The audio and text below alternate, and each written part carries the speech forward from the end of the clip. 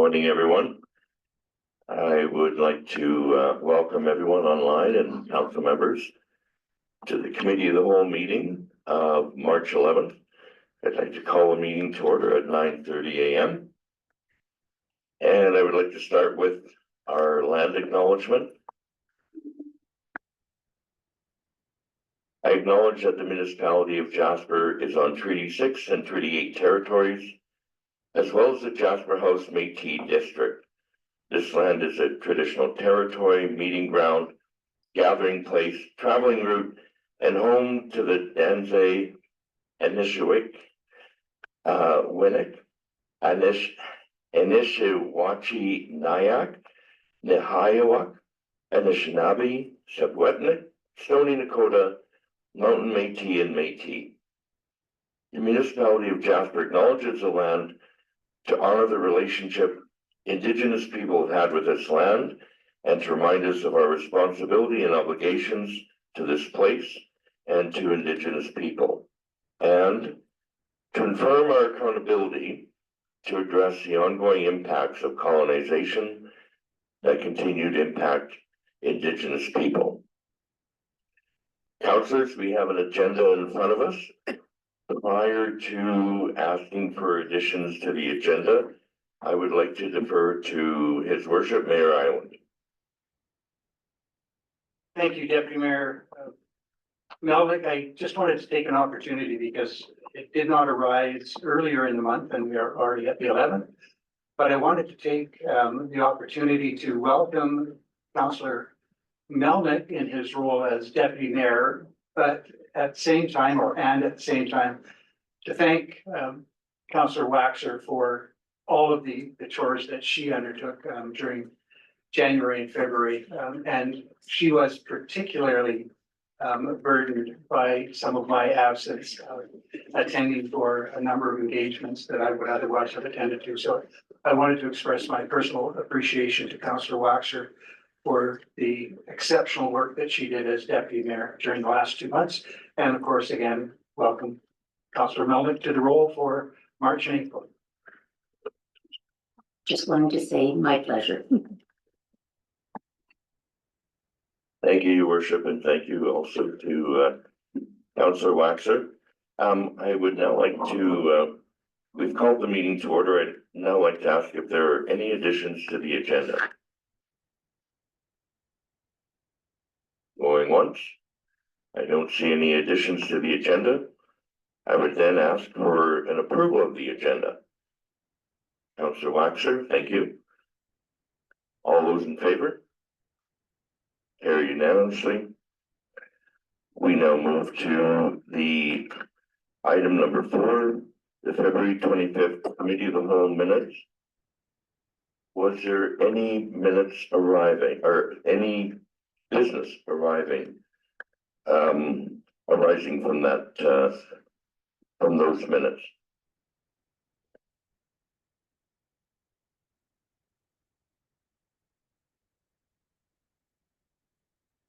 Done. I would then ask for an approval of those minutes. Thank you, Councillor Hall. All in favor? I am now at agenda item 5, which is where we welcome delegations. I see no delegations in the room. Do we have any delegations online? Seeing none, then we'll move on to item number 6, correspondence. Is there any correspondence from agenda? No? Okay. Administration confirms there's no correspondence. That now brings us to item number 7 under new business, 7.1, the Recovery Advisory Committee recommendations. And I'm just going to quickly go to that. And I believe, Mr. Given, you'll be introducing that along with Director Fark. And Director Fark's online. Thank you. Thank you, Deputy Mayor Melnick. So good morning, Mayor and Council. A relatively straightforward request for decision for you this morning. So the recommendation is that committee receive the Recovery Advisory Committee recommendations for information, and that the committee direct administration gather input on the tri-party Jasper Recovery Plan from the Recovery Advisory Committee and return to a future meeting. As you are all aware, the council created the Recovery Advisory Committee to act as an advisory body to council on issues related to the recovery effort in Jasper, including housing redevelopment, economic stabilization, infrastructure restoration, environmental recovery, and community well-being. At recent meetings, the Recovery Advisory Committee passed the following two motions. The first, Recovery Advisory Committee recommend that council review the change to the Parks Canada land use policy for the purpose of future public engagement with respect to densification of the R1 district and the parking decreases. The second motion was that request that council refer the recovery plan to the Recovery Advisory Committee for comment before finalization. In regards to the first motion, the Urban Design and Standards team has developed a comprehensive plan for engaging Jasper residents on housing issues needed for land use planning. And there is an item further on your agenda this morning, residential density and parking community engagement approach, specifically on this item. As such, administration considers that the Recovery Advisory Committee motion is in the process of being actioned by council and administration. In regards to the second motion, the tri-party Jasper Recovery Plan is the plan that has been worked on between the municipal, provincial, and federal government, designed to guide the recovery process in Jasper. As you are aware, we recruited and retained a consultant, Berlin Communications, to do this work.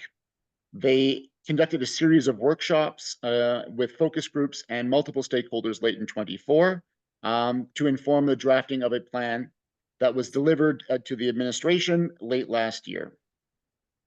In early January of this year, work on the plan was temporarily paused to allow for the finalization of the interim housing discussion between the levels of government. Work on the plan is now scheduled to resume. We are anticipating that the final round of edits from the administrative side will be provided to the consultant by early next week, and the consultant will get a final version of the plan to us the following week. At that point, we'll be in a position to determine the next steps, including the possibility of bringing that report to council for discussion. The request from the Recovery Advisory Committee is that, given that they were a stakeholder in the discussions for the completion or the creation of that plan, and that they are meant to advise council and provide community-driven feedback on and insights into the issues around recovery, the request from that committee is that council refer the final draft version to the committee for review prior to it being considered for approval by council. That is the high-level overview. There are no financial implications of this recommendation, and I am happy to answer any questions that council might have. Thank you, Director Clark. Are there questions from council?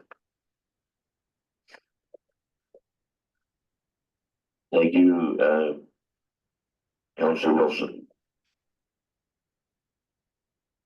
Good day, Director Park. Thanks for that presentation. I'm just interested in the first motion of the Recovery Advisory Committee recommending the review of the changes at Parks Canada. But I'm interested in why is it only specific to densification of R1, whereas there are many more changes that were made with recent changes.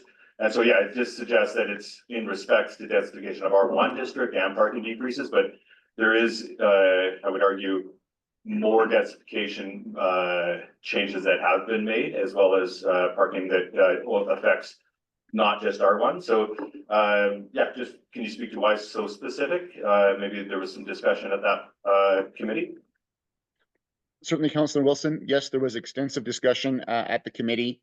And the committee motion that was passed reflects what they felt were the primary issues that they wanted to see addressed. So they discussed broader issues around densification and parking, but the concern that was raised and the motion that was brought forward was specifically limited to the R1 areas, and a request that council review the impact of the changes to the regulation on those areas.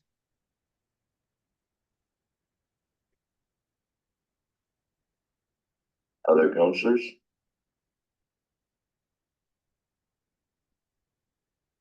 Councillor DeBoda?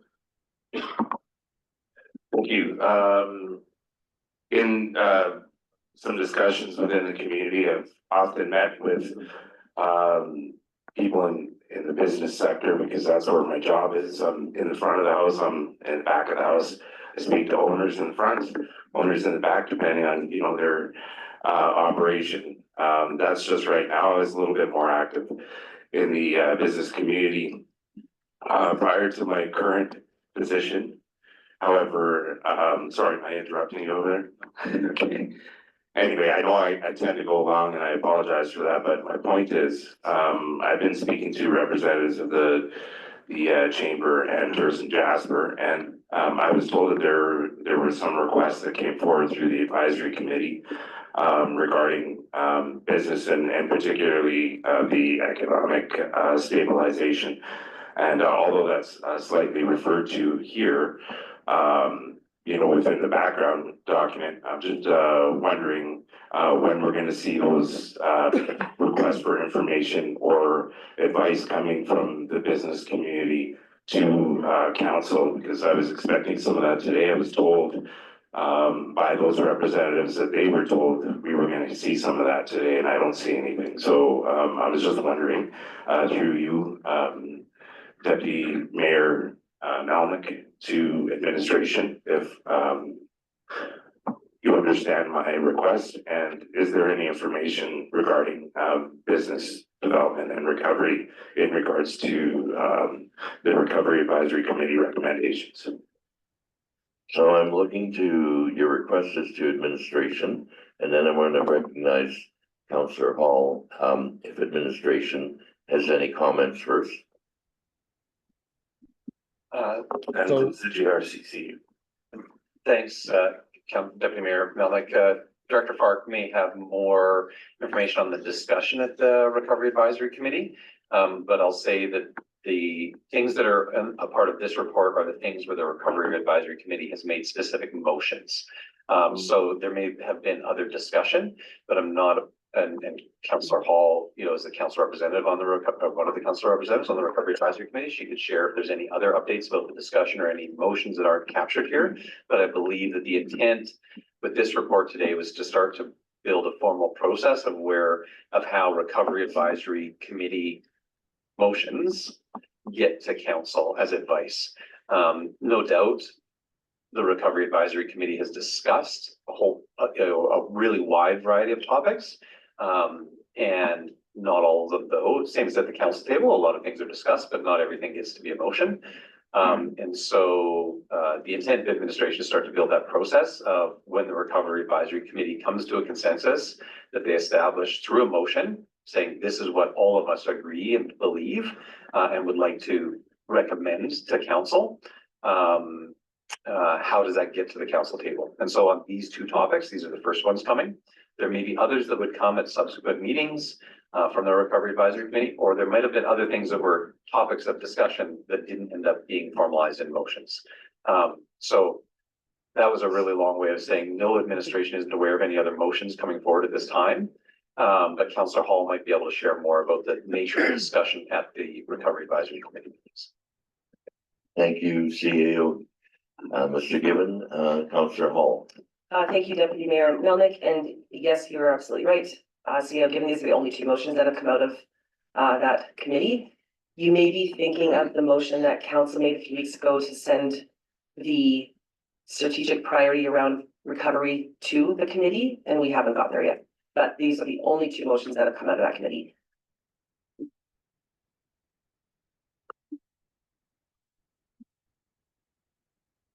So no enlightenment to any of the discussions that took place there at all.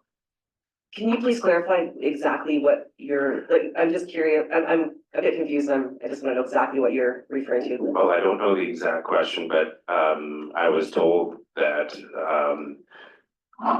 either either the representative, both representatives of the chamber and Tourism Jasper had asked some questions to be brought forward to council, and I don't hear them. I don't know exactly what the questions were, but they were revolving around business representation. So whether that has to do with the strategic priorities or not, there were some discussions around that. And if the two of you that were present don't remember, I can't force that on you. I'm just telling you what I've been told.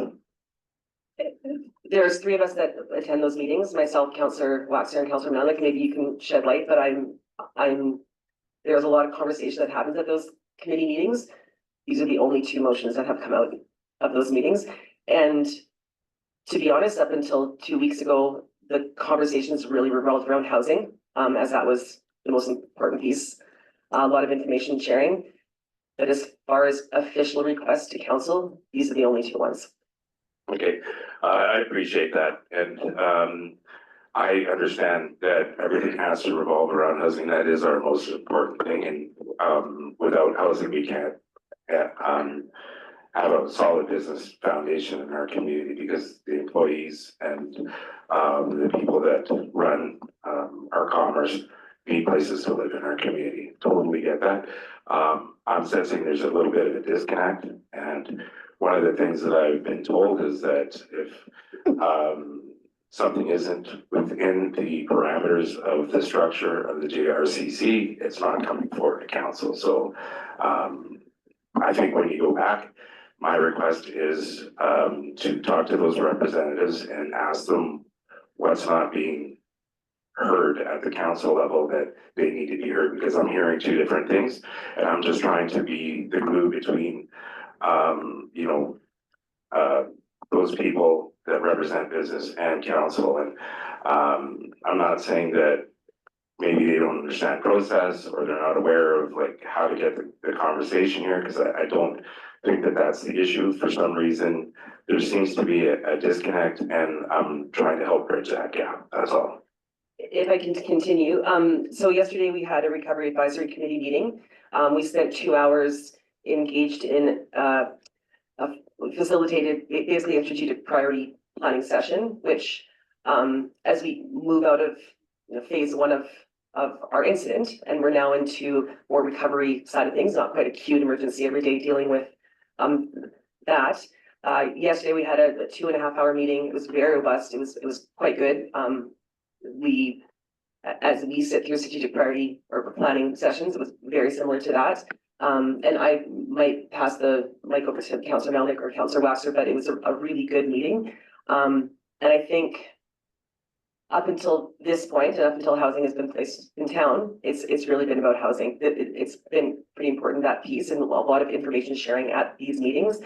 But as far as official requests to council, these are the only two that have come through that committee. And again, I'm just curious if maybe is that recovery piece that was added to our strategic priorities that the council made the motion to send that back to the RIC, and that was on our agenda yesterday, but we didn't get to it because that conversation it was too long, and our meeting ended at that point.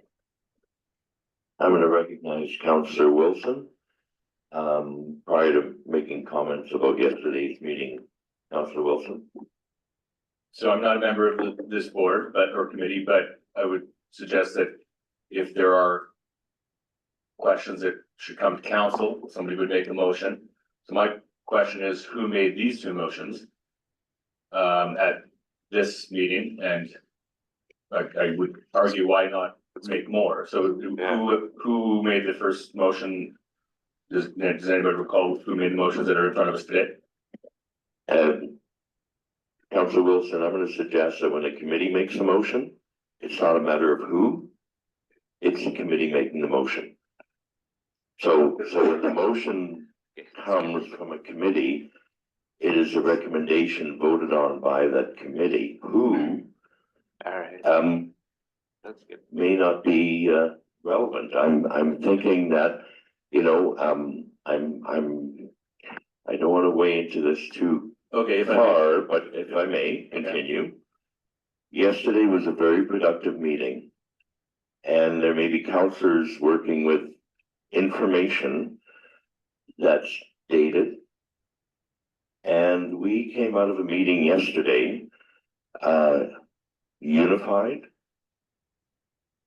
solidified, and supportive of how that committee would move forward. And if we're hearing dated information, that might taint what the committee yesterday, the Jasper Recovery Advisory Committee, did yesterday. And Councillor Wilson, go ahead. Sorry, yeah, my apologies for trying to interrupt you. I would just say that I think the individuals on the committee know how to move things forward. No names needed. The committee knows how to get things in front of council. I think that's end of story. Yeah, sure. Councillor, more like the information that the committee has agreed upon has come to us. I appreciate that, and I really enjoy getting schooled at the council table here, because I'm very unaware of the processes. So I want to say that, sorry about that, but I guess there's three things that are happening here. Someone's not understanding the process. B, I have dated information and dated requests, and or three, there were motions made and defeated at the meeting, and that's fine. So either way, I'm just bringing it forward because I was asked to bring it forward if it didn't get brought forward. So next week, if I have better clarification, because I was expecting more people here in the gallery today, and there aren't. So I don't have a lot of support in that area, but I was asked to bring it up if it wasn't brought up. So here we are, and I'm ready to move forward. I don't want to cause any more animosity between council members here. I'm going to recognize Councillor Hall. Thank you, Deputy Mayor Melnick. These were the only two motions made. They were voted on and approved unanimously. There were no other motions made that were defeated. My question is, did this information come to you after, like last night, or is this previous? No, it was previous. It was last week, and when I followed up after, person that I was talking to specifically said that that information, they were told that information was their request that came from a previous meeting, was going to come to council today, and so I haven't been told that that was taken down or retracted or anything else. So I'm still going with the same information that was asked of me, and if it's dated, I will follow up. We'll make sure I'm better prepared for next week. I thought there was some discussion based on the topic that I brought up today, and if there wasn't, I apologize. Councillor Hall. Sorry, Councillor Moore, I apologize. Can you remind me again the specific thing that you were asked to bring to council today that was discussed at Recovery Advisory Committee meeting for Mike? Again, I don't know the specific ask. However, I was told and explained that there was a request for council, to council, by members that represent the business community in Jasper at a prior meeting that didn't get asked, and then at the last meeting, and then was told that it would be brought up today. This is what I'm telling you. I don't know exactly what the question is at this moment, and I don't think if I did, it was my position to bring up. So unfortunately, there's no one here to speak to it. Again, I will back up whatever I'm discussing today next week.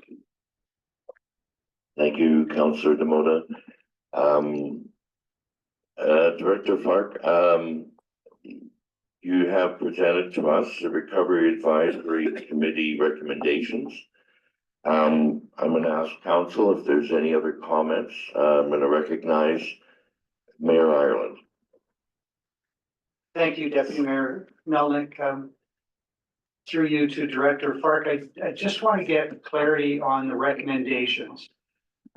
So the first is to receive the recommendations for information, but that does not, from my perspective, compel any additional action. The second recommendation is specific to directing administration to gather more input from the Recovery Advisory Committee. I take it that that is intended to reflect the February 24th motion from the Recovery Advisory Committee that council refer the recovery plan to that committee for comment. So although the word is not identical, that's the referral. I'm interested about the January 13th recommendation from the advisory committee and how we might action that. And if there is a specific recommendation with respect to council reviewing changes to the land use policy for the purpose of further public engagement. Have I missed something? Is that already in process? Do we need a motion to further that intent of the recovery advisory committee? Because I don't think just accepting the recommendations for information takes us there. Deputy Mayor Melnick, maybe I'll take the response to Mayor Ireland's question. So we are building process about how we have this advisory committee and what channel we have for getting recommendations from the committee to council. So you'll have to excuse us there. The first motion is intended to be, we heard you. So I know typically when we structure council motions that say receive for information, it's typically followed by and take no further action. You'll see that that's not the case here. Right? This is, we heard you, Recovery Advisory Committee. We formally acknowledge that the motions that you made came to the council table. That's that first motion. The second one is that is action arising that doesn't have anywhere else to land. There's no other work happening on the topic of the tripartite recovery plan. And so the intent with that portion is to say, okay, the Recovery Advisory Committee has asked to have a plan come to them before coming to council. And the way that that motion is structured, committee is saying, yes, administration, send the recovery plan to the committee, get information, and then return to a future council meeting. Could have been longer and had more steps in it, but the essence is send the plan, the tripartite plan to the Recovery Advisory Committee and return to a future meeting. So that's very clear.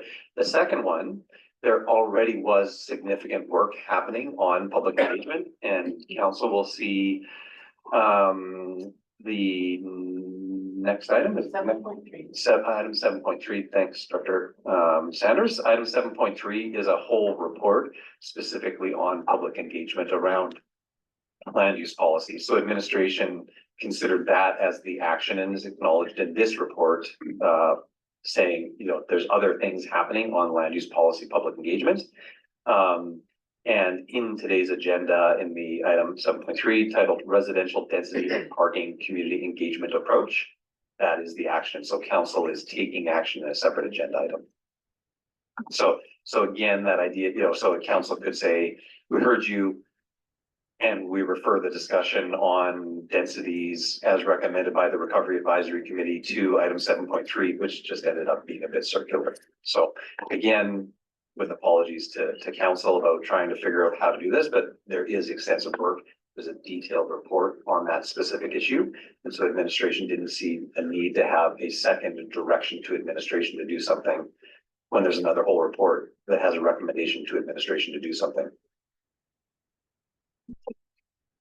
All right, I appreciate that, and I suppose I can live with that. It just our response then to the Recovery Advisory Committee with respect to that first request reflected in the January 13th motion is, thank you, we're already doing that, rather than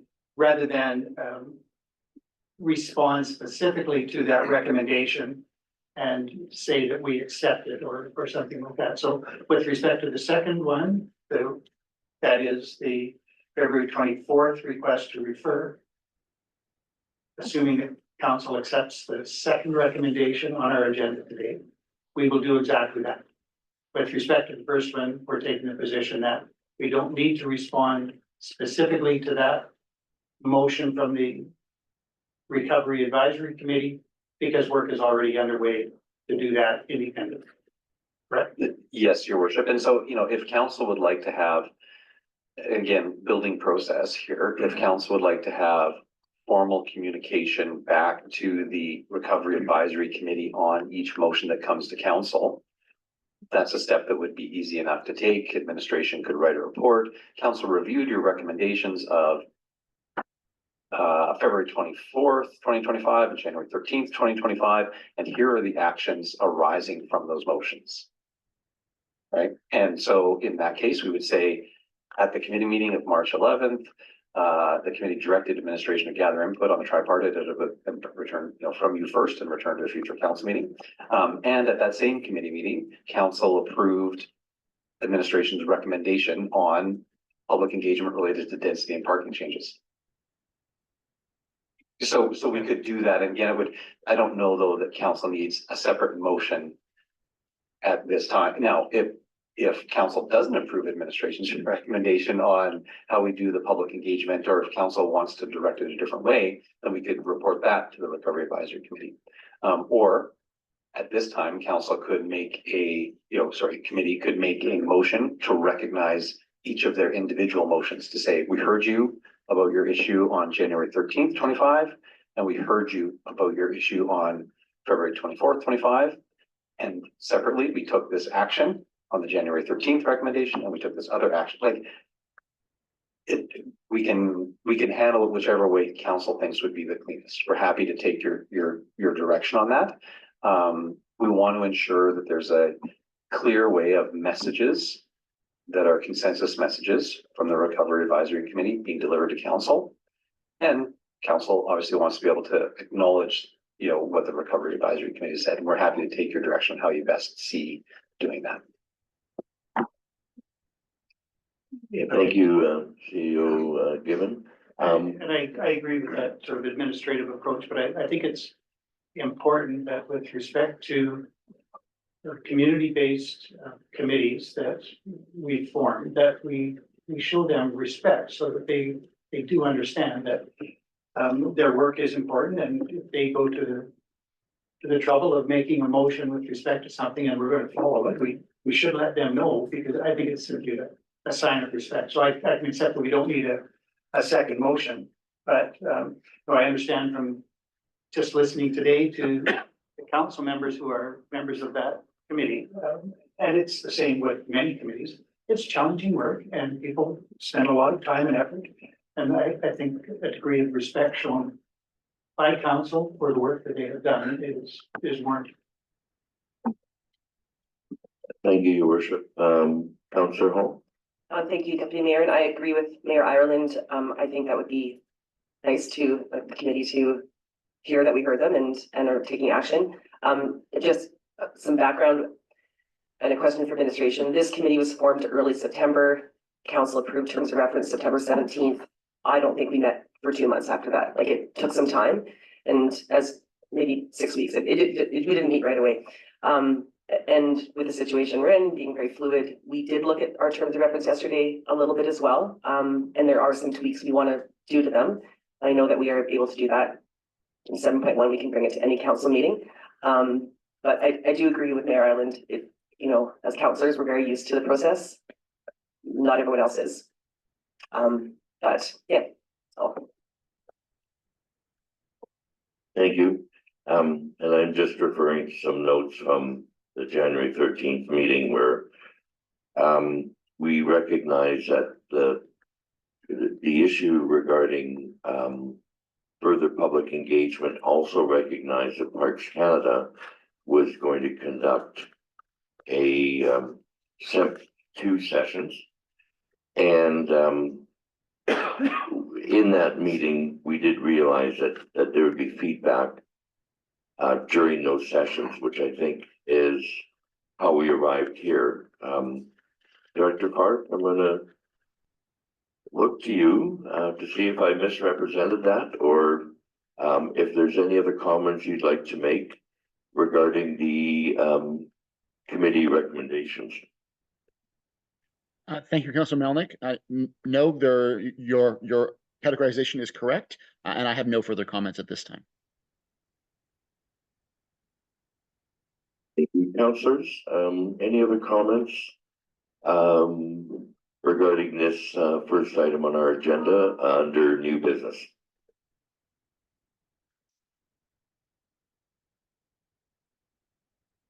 So I'd be looking for a motion from a councillor, based on our discussion, as to, how we would move forward. As I believe we will need to refer this to council.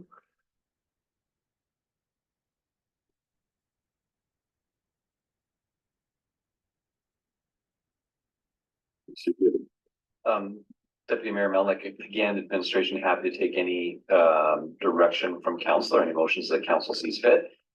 What the report contained is that first an acknowledgement, you know, the we heard you motion.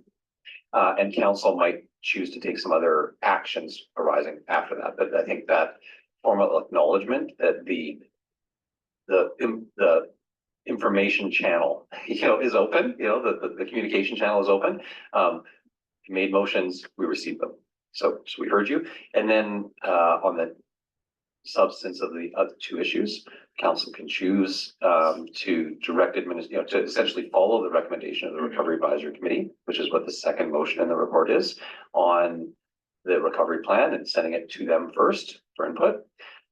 If council felt more comfortable having, you know, in the same agenda item, addressing the other motion around public engagement, you could say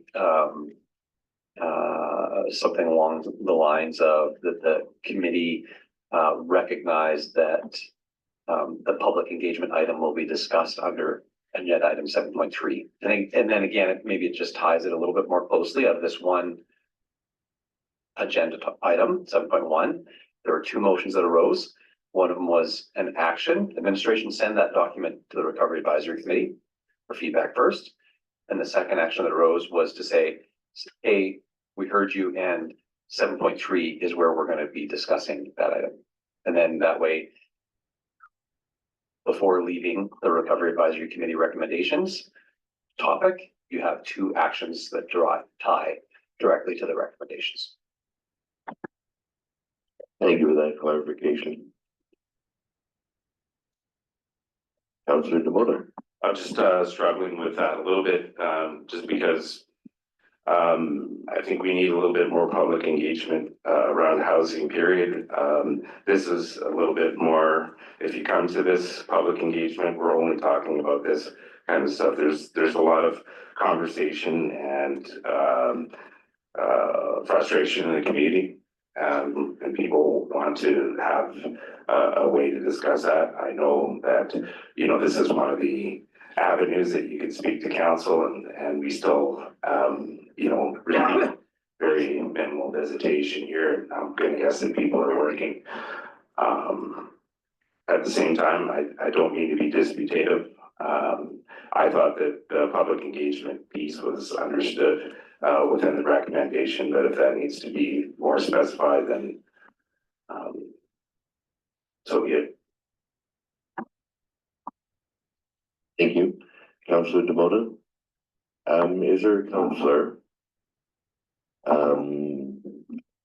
ready to move this agenda item forward?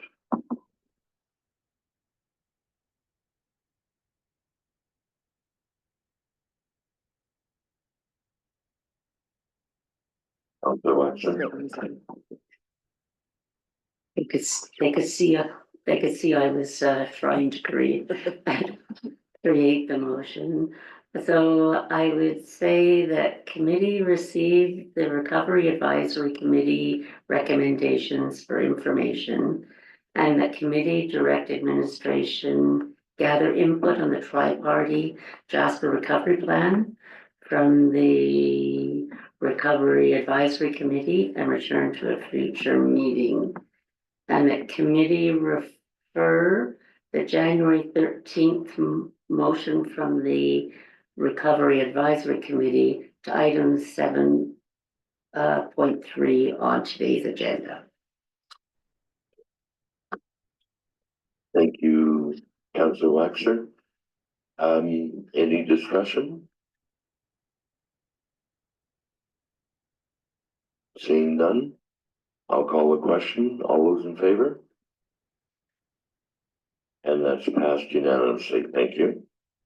We now move on to agenda item 7.2, the Housing Accelerator Fund and Housing Action Plan. And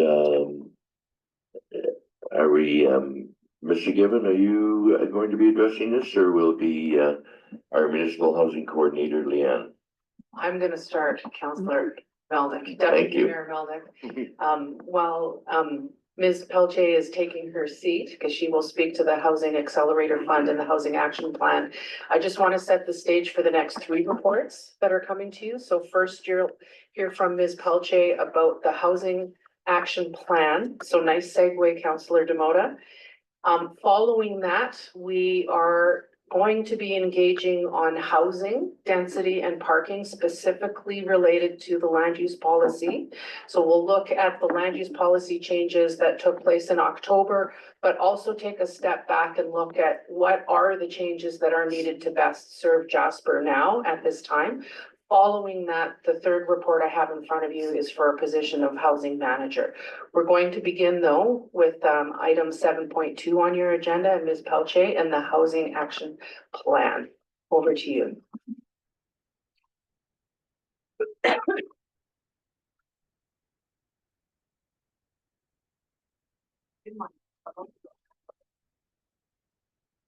I'm here today. Nobody can hear on the line.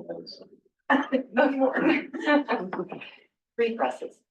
Good morning, Council. I am here today to present a request for decision seeking your approval for the Jasper Housing Action Plan.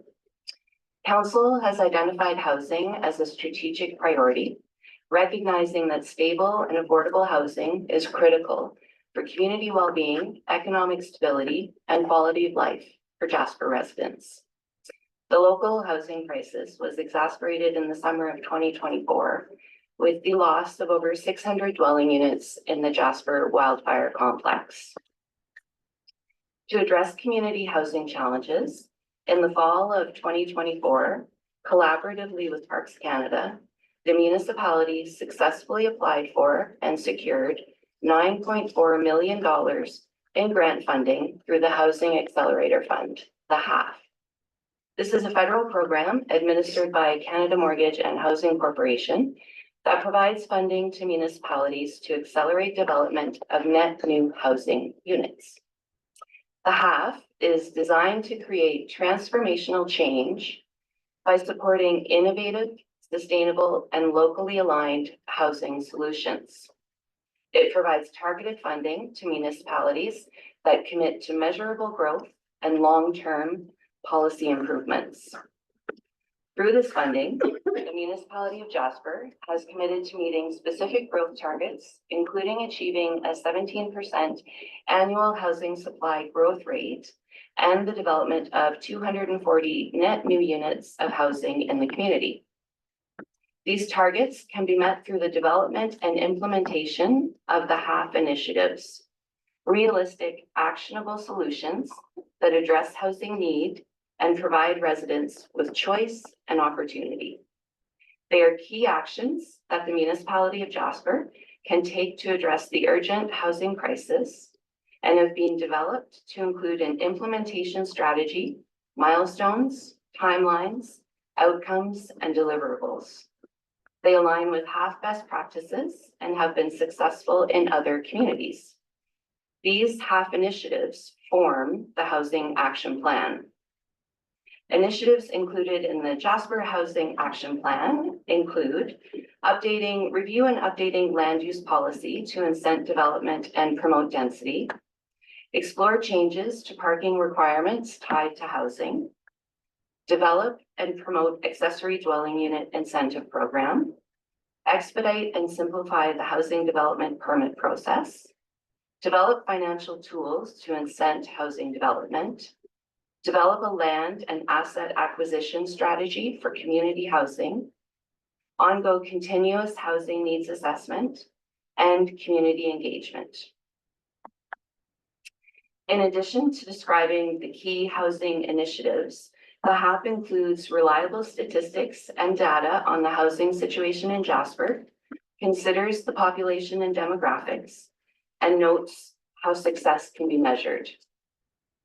By approving the HAP today, Council will establish a clear, structured approach to addressing Jasper's housing challenges while ensuring alignment with HAP best practices and CMHC funding requirements. It ensures that housing initiatives align with community priorities, Council's strategic vision, and the National Parks preservation efforts. Intended outcomes of the Housing Action Plan include improved affordability and housing choice for Jasper residents, economic stability for renters and the broader community, sustainable managed growth, and optimized land use within Jasper's constrained footprint. Without this structured plan to address housing in Jasper, we risk reactive and fragmented responses, which can lead to delays in housing development, worsening affordability challenges, missed funding opportunities, uncoordinated growth, and lost opportunities for long-term sustainable housing solutions. The Housing Action Plan, as presented, is supported by the $9.4 million granted to the municipality through the Housing Accelerator Fund and existing municipal budget allocation. Funding from the HAF mitigates financial risk to the municipality by providing the funding to offset the implementation of municipal financial levers to incent development. Although not anticipated, any future costs not covered by HAF funds to implement the Housing Action Plan would be assessed through the budget process. In conclusion, the recommendation before Council today is to approve the Jasper Housing Action Plan as a guiding document. It is understood that specific initiatives within the HAF may require further approval from Council, such as the development of new bylaws or grant funding programs. These matters will be brought before Council for discussion and approval with the necessary community consultation as required. For your review, you have been provided with the Housing Action Plan document, along with an overview of both the Housing Accelerator Fund and the Housing Action Plan, illustrating how they intersect to address the housing challenges facing Jasper. I am happy to answer any questions Council may have regarding either program. Thank you. Thank you, Ms. Pelkey. Very extensive documentation provided to Council. Thank you. Councillors, questions? Councillor Wilson. Yeah, I'll jump in there, I think, with just a couple of basic questions. Hopefully other councillors are forming others. So when we're looking at the housing Housing Accelerated Fund funding and our commitment. So we're suggesting that our commitment is 240 net new units over pre-fire unit count. Would secondary suite in a primary unit in a primary building count as a one or two? Deputy Mayor Melnick through to Councillor Wilson. Any net new unit would count towards our 240 target. So that would include a secondary suite added to a single family dwelling. That would include converting a single family dwelling to a duplex. That would include laneway housing, ADU, garage suite, any net new dwelling unit. Okay, great. And then, so then, of course, our GMHC project, having started prior to this funding being awarded, would not count, but if we move forward on another 40, that would fall into it. Deputy Mayor Melnick through to Councillor Wilson. The tool that the CMHC uses to measure targets is building permit. So the JMHC project, we have currently submitted a development permit. We're not at the building permit stage yet. when we do achieve that milestone, those 40 units would be counted towards our target. Oh, that's great. Yeah, that's good news. And if I may, just to speak to if funding is contingent on meeting the targets, what if we fall somewhat short? How does that affect our funding? Deputy Mayor Melnick through to Councillor Wilson. The focus on the CMHC as far as funding is to see the HAF initiatives implemented as they were presented in the Housing Action Plan. They do recognize that while a municipality can provide all the tools necessary to incent development, it is up to the individual to do that. So I do meet with them monthly where we review where we are as far as implementation, ensuring that we're on track to meet the milestones and strategic actions. Funding could be potentially clawed back if we do not make an effort to move these initiatives forward. However, like I mentioned, CMHC does recognize that it is inherently up to the individual to make those choices to develop.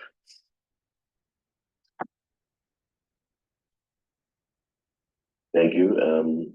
Councillor Hall. Thank you very much, Deputy Mayor Melnick. For just a refresher for me and potentially people listening, could you speak to the 40-unit project? JMHC, just maybe a quick overview or background. Sure. Deputy Mayor Melnick through to Councillor Hall. The JMHC is currently developing a 40-unit affordable housing building on Connaught Drive. It will be a mix of 1 and 2 bedroom units. Funding for the project is through the AHPP, so the Alberta Affordable Housing Partnership Program. And we're working with CMHC and on additional funding. The building is in the development permit phase. We just received our first review from Parks Canada development officers. We are moving forward with the builder to anticipating a late spring site demobilization and construction. Thank you very much for that. My question is, do only 40 units fit there? Is that the most we can get in that land space? Deputy Mayor Melnick through to Councillor Hall. In order to conform to current land use policy regulations around height and parking requirements, the most we can get there is the 40-unit building that we've designed. To increase the number of units would require variances around height or parking.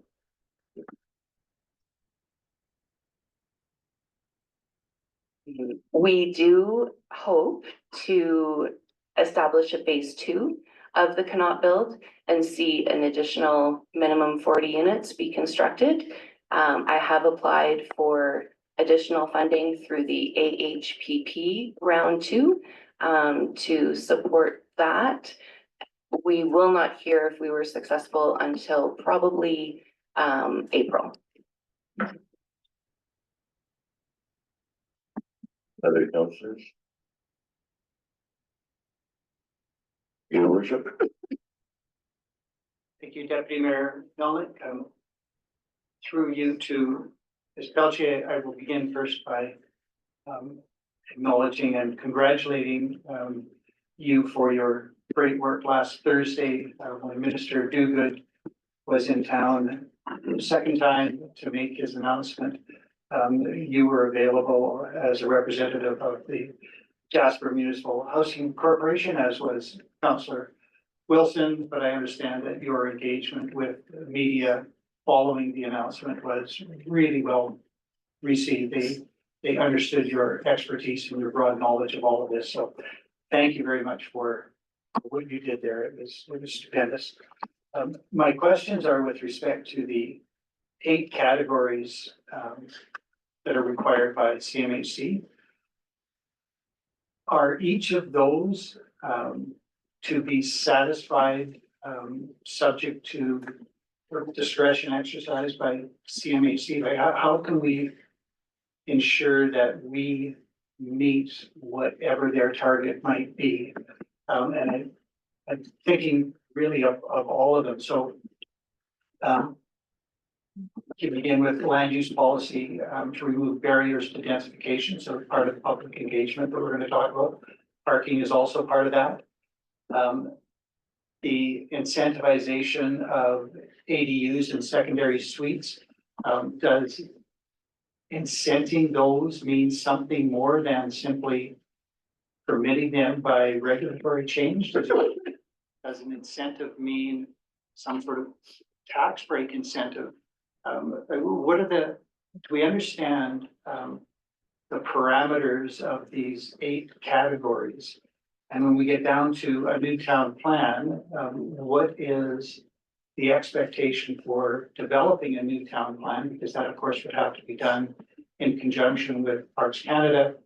And is there an outside time by which something like that would have to be completed? And to what extent does all of that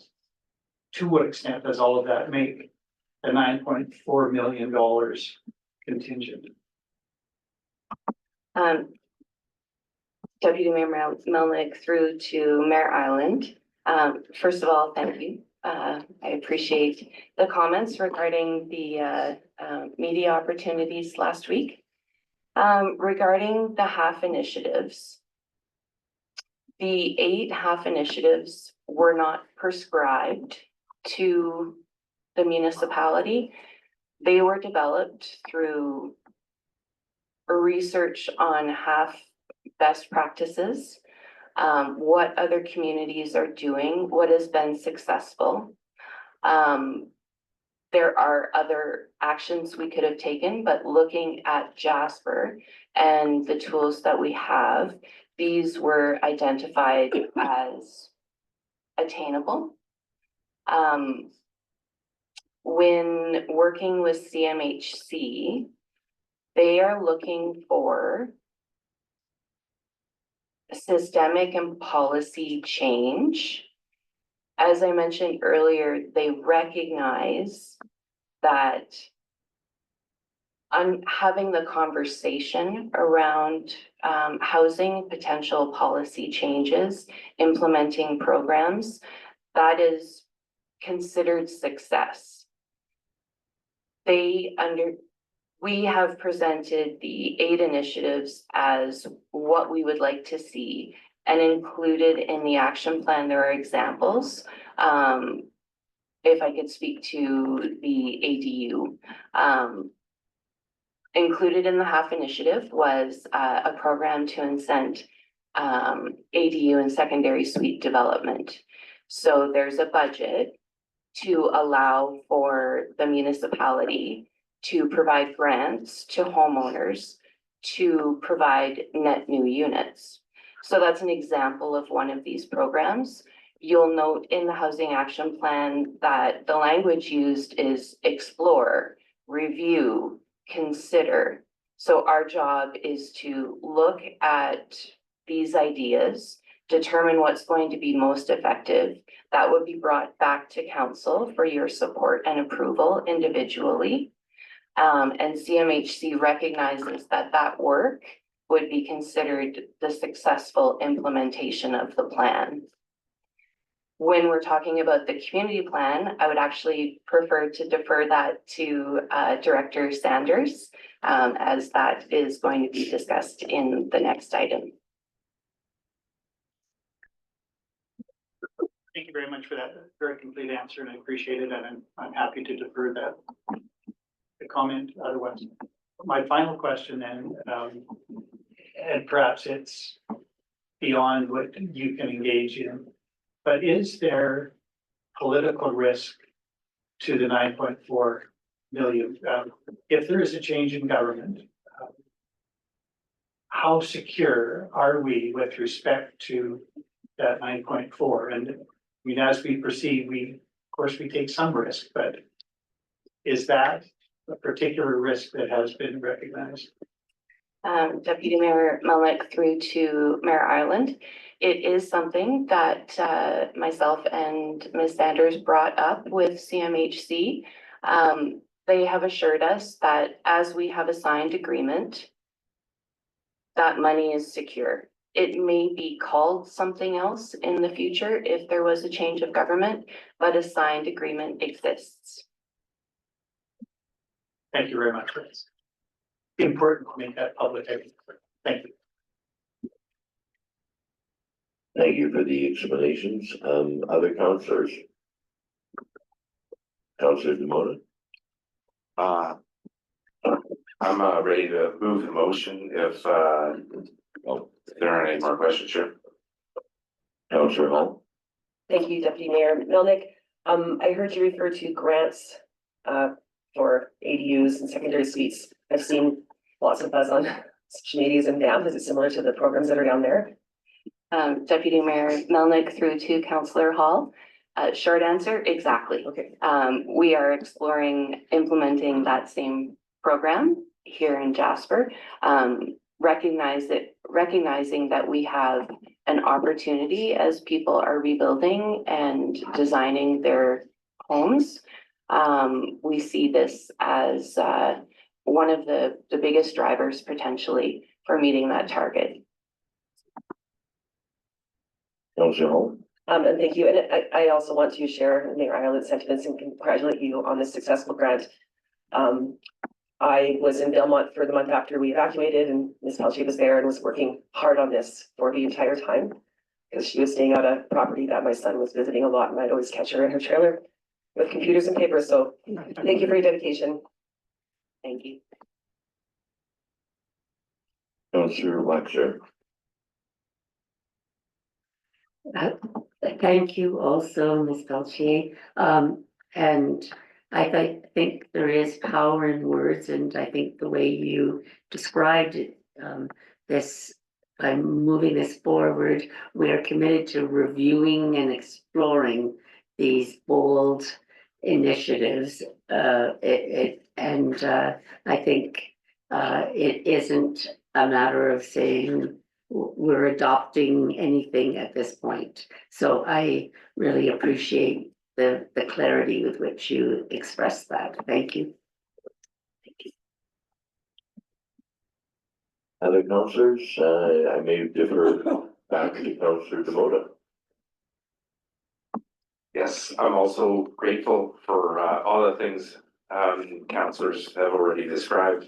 I remember when this was a topic of discussion at an FCM meeting a long time ago, and to have millions of dollars hit or opportunity, at least for our community, is monumental, and the timing couldn't be better.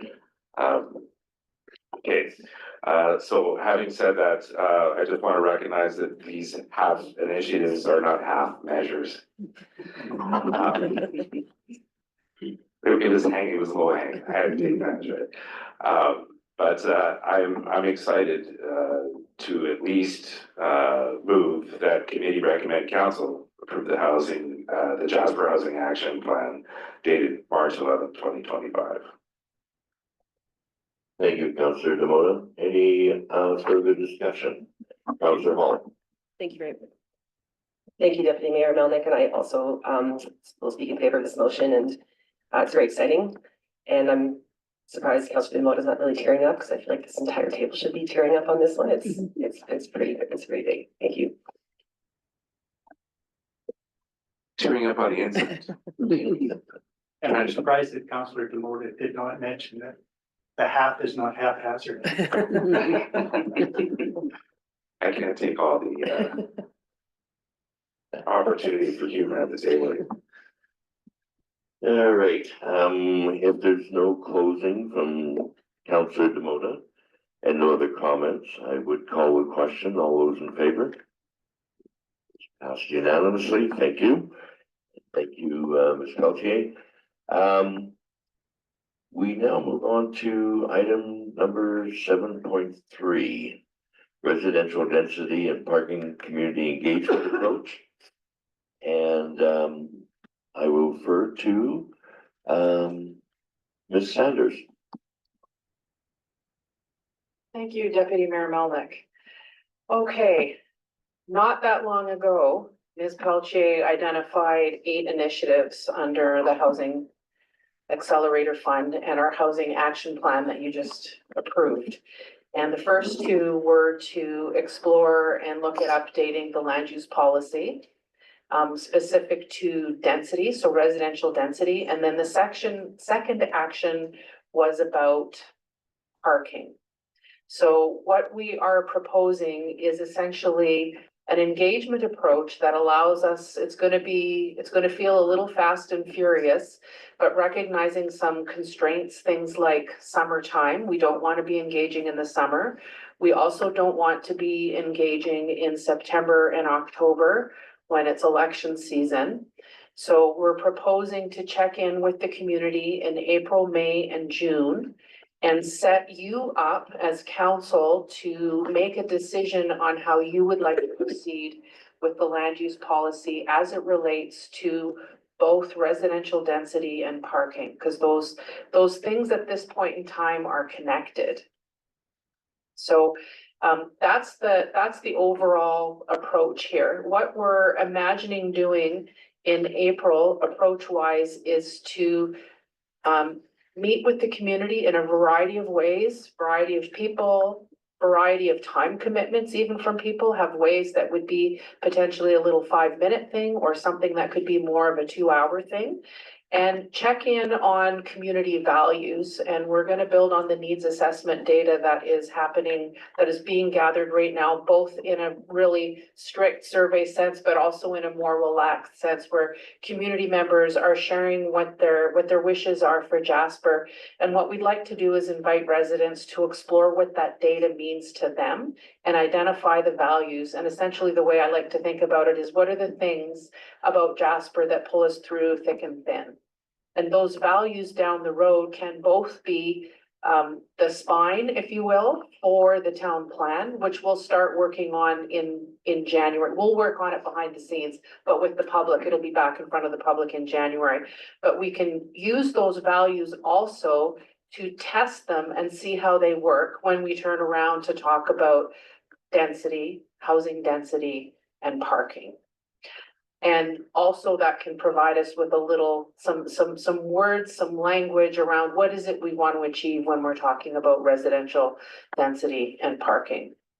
In May, what I anticipate we'll do is again, meet with residents in a variety of ways and explore some of the options. And very simply, really simply, we could go back in time to how the land use policy rules were before the fire.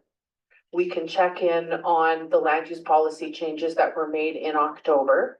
And we can also check in and see if we want to move the needle further yet. All 3 of those will be legitimate options for Jasperites to choose, but we want to test all of that to see what we want to do. In all of this, we recognize that in the housing action plan that Ms. Pelche just presented, there's some rather stark information about the situation that Jasperites find themselves in when it comes to housing. And what we'd like to offer with a lot of care is to create the conditions for Jasper to kind of look at itself in the eyes and look at some unsettling information and then make some choices about how we'd like to proceed. What we'd like to do is have in front of you in June, your committee meeting in June, is a proposed recommendation on changes to the land use policy, after which you don't have the planning and development authority, but we can set you up to conduct a public hearing as if you did. And residents of the public can show up and speak to you. And then at the end of the day, you can make a decision on what course of action you'd like to take. And that we can take to parks to finalize any changes to the land use policy as they relate to residential density and parking. That's the overall approach that we're looking at. and moving things forward, both a little bit on the town plan and then a big pause until January in the public realm. And then moving things forward on the land use policy to check in and see what the community would like to look at when it comes to housing as a big challenge that we're facing. I'll leave it at that and see if there are any questions. Thank you for that presentation. I see Councillor Demota is ready to ask a question. Yeah, and I appreciate the acknowledgement. I just wanted to say that last week I wanted to have a topic for discussion revolving around housing this week, and I don't want to be disputated, but I was just wondering, because we're on this topic, after we're talking about this specific topic, I would just like to address a couple of housing concerns that have been brought to me from the community that I intended on having here as an agenda item today. So I didn't want to have that opportunity denied if it's okay with council. And we do have Director Sanders here today. I was wondering if I can have the opportunity under this item to discuss that. I would say, please go ahead and if Director Saunders is able to answer, that would be great, considering this is spur of the moment. Well, yes, and the thing is, I brought it up last week, and I was told that we would have housing on the agenda today, and that Director Sanders would be here. You know, and then I didn't push the issue any further. So again, not to be disputated, but just to have the opportunity to voice some concerns in the community. Yeah. Good. I'm not going to do that now. That's after, because it's not very specific to this.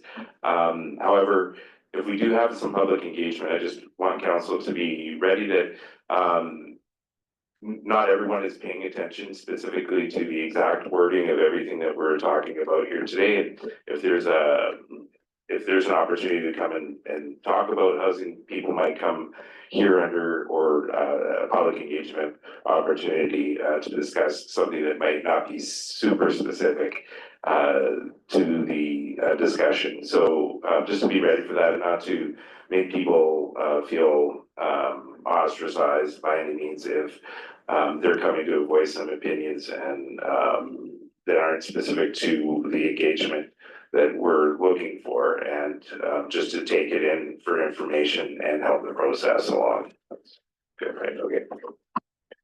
Thank you. Councillors, any other questions for Director Sanders? Councillor Wilson?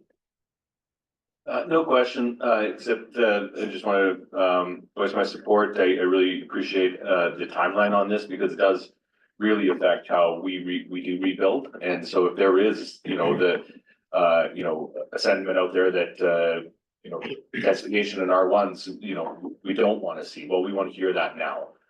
Because as it is, we can develop as an R2 currently, and that's what people are planning for. So appreciate how quickly you've got this in front of us, and I can't wait to hear from the community. And it's, yeah, just really exciting to start working on, you know, how we are going to rebuild, and our town plan kind of coming starting January. So I'm in support of this. Thank you. Councillor Hall? Thank you very much, Deputy Mayor Melnick. I too am in support of this, and I'm wondering, Phil, the sentiment in the community around density is this idea that there's going to be apartment buildings in R1.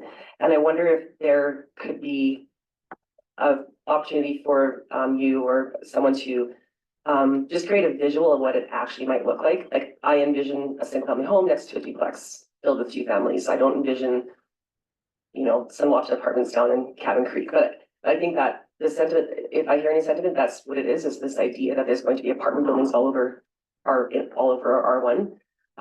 And I'm just wondering if like a visual of what it might actually look like would be helpful for residents.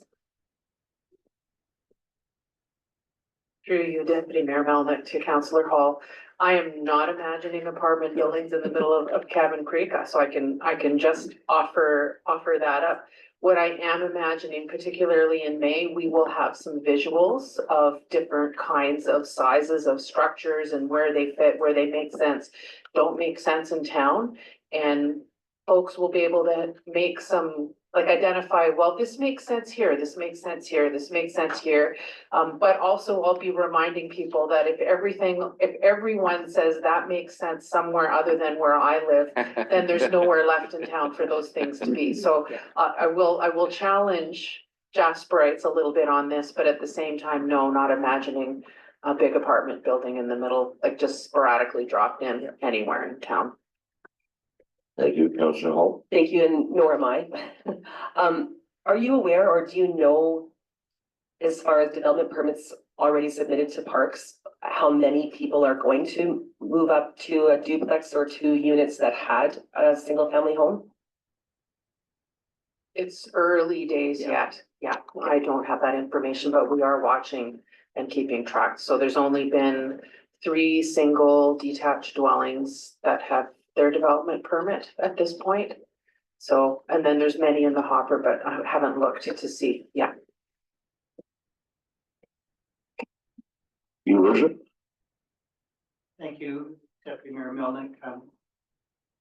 I want to go back to where Councillor Hall left off, but firstly, because words do matter, I just wanted to confirm that when you began, you mentioned the plan that we have just approved, but we haven't.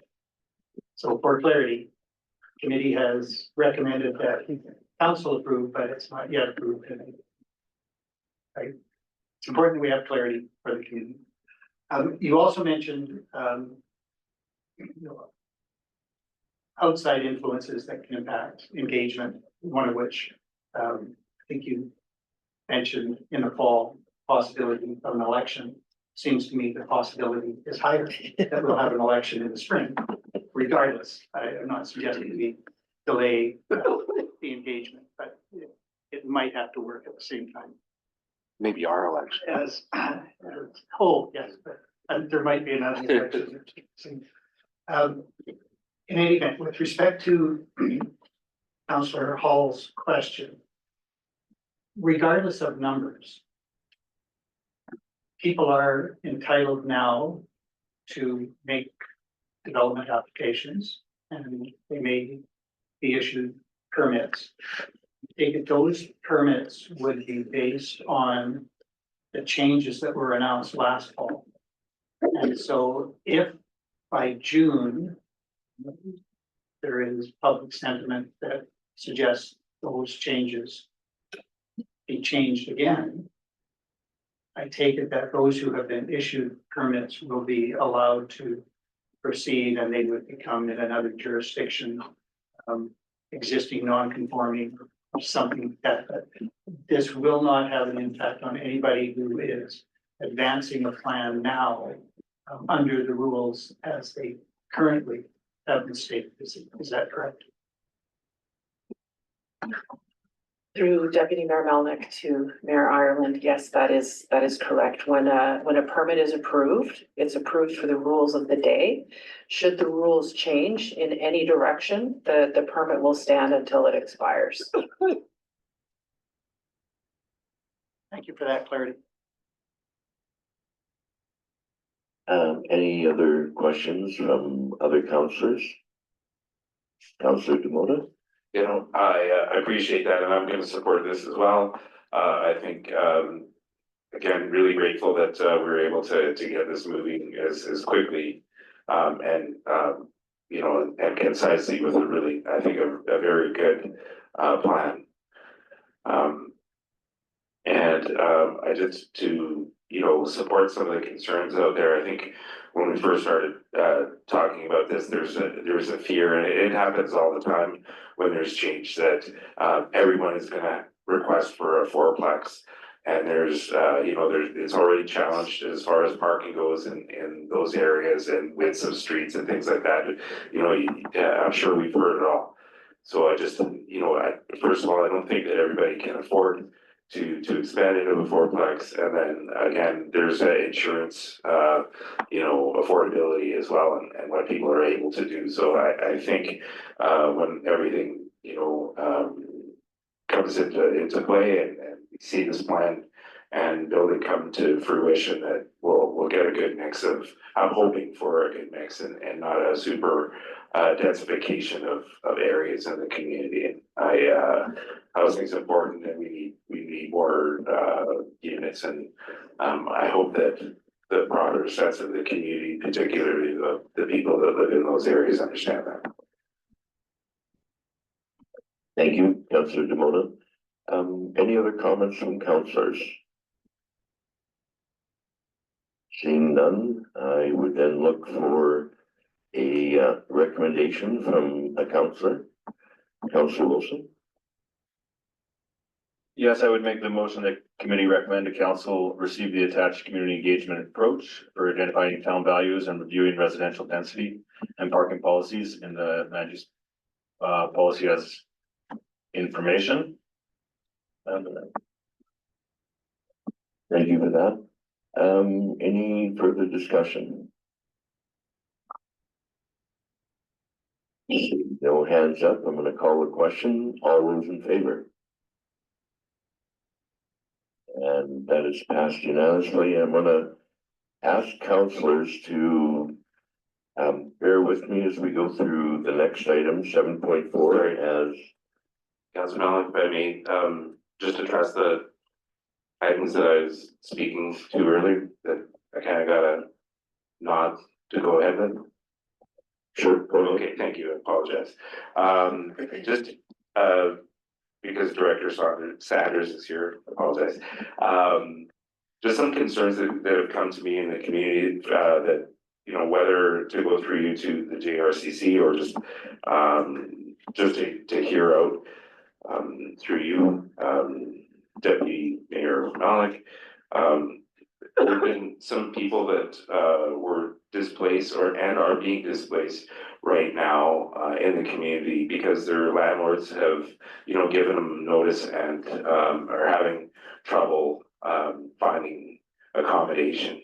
And they weren't part of like this initial wave in the process, and through the prior needs assessment surveys and stuff, there wasn't really a place for them or questions to address their specific situation. I know they're few compared to the common issues that others are facing, but are feeling that they're having difficulty being heard and then responded back to. So I'm not sure if there's a way for those people to maybe help advance their requests and have that understanding somewhere that maybe their situation is different than other people's. And I'm not saying they are or not, but there are a few people in the community that are feeling like they're being left out of the mix. The CEO given. Thanks very much, Deputy Mayor Malik. That might be more for me. So Councillor Demona, just so that I'm really understanding the question, you're hearing from some residents that their current housing needs are not being met and they don't have an avenue to express that. Yes, and they're either couch surfing or scrambling to find a place and maybe having to move out of the community, and maybe would have had an opportunity to get in some of this initial housing or the next wave. They're coming in and they're afraid that they're not going to have a place to stay and they're going to have to move, and they're working in the community right now. So and thanks for the clarity. My understanding was that the GRCC team had worked through the list of folks that I had previously identified a need for housing. The number that sticks out is 540 some households, or nearly 600 households. Actually, I think it might have ended up being. And so that list was sort of built on immediately following the wildfire, and we continue to go back to that list of folks that were displaced and identify whether they continue to be in need or how their situation has changed. We've used that list and our engagement with folks on that list as the basis for our placement in the the interim housing that's been arriving in Jasper, over the last couple of months.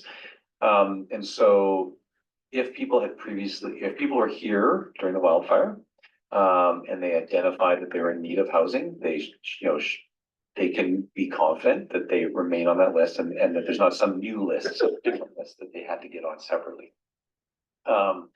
It is, a large number of people, and there are more people on that list than there are spaces available. I think we all recognize that unfortunate fact.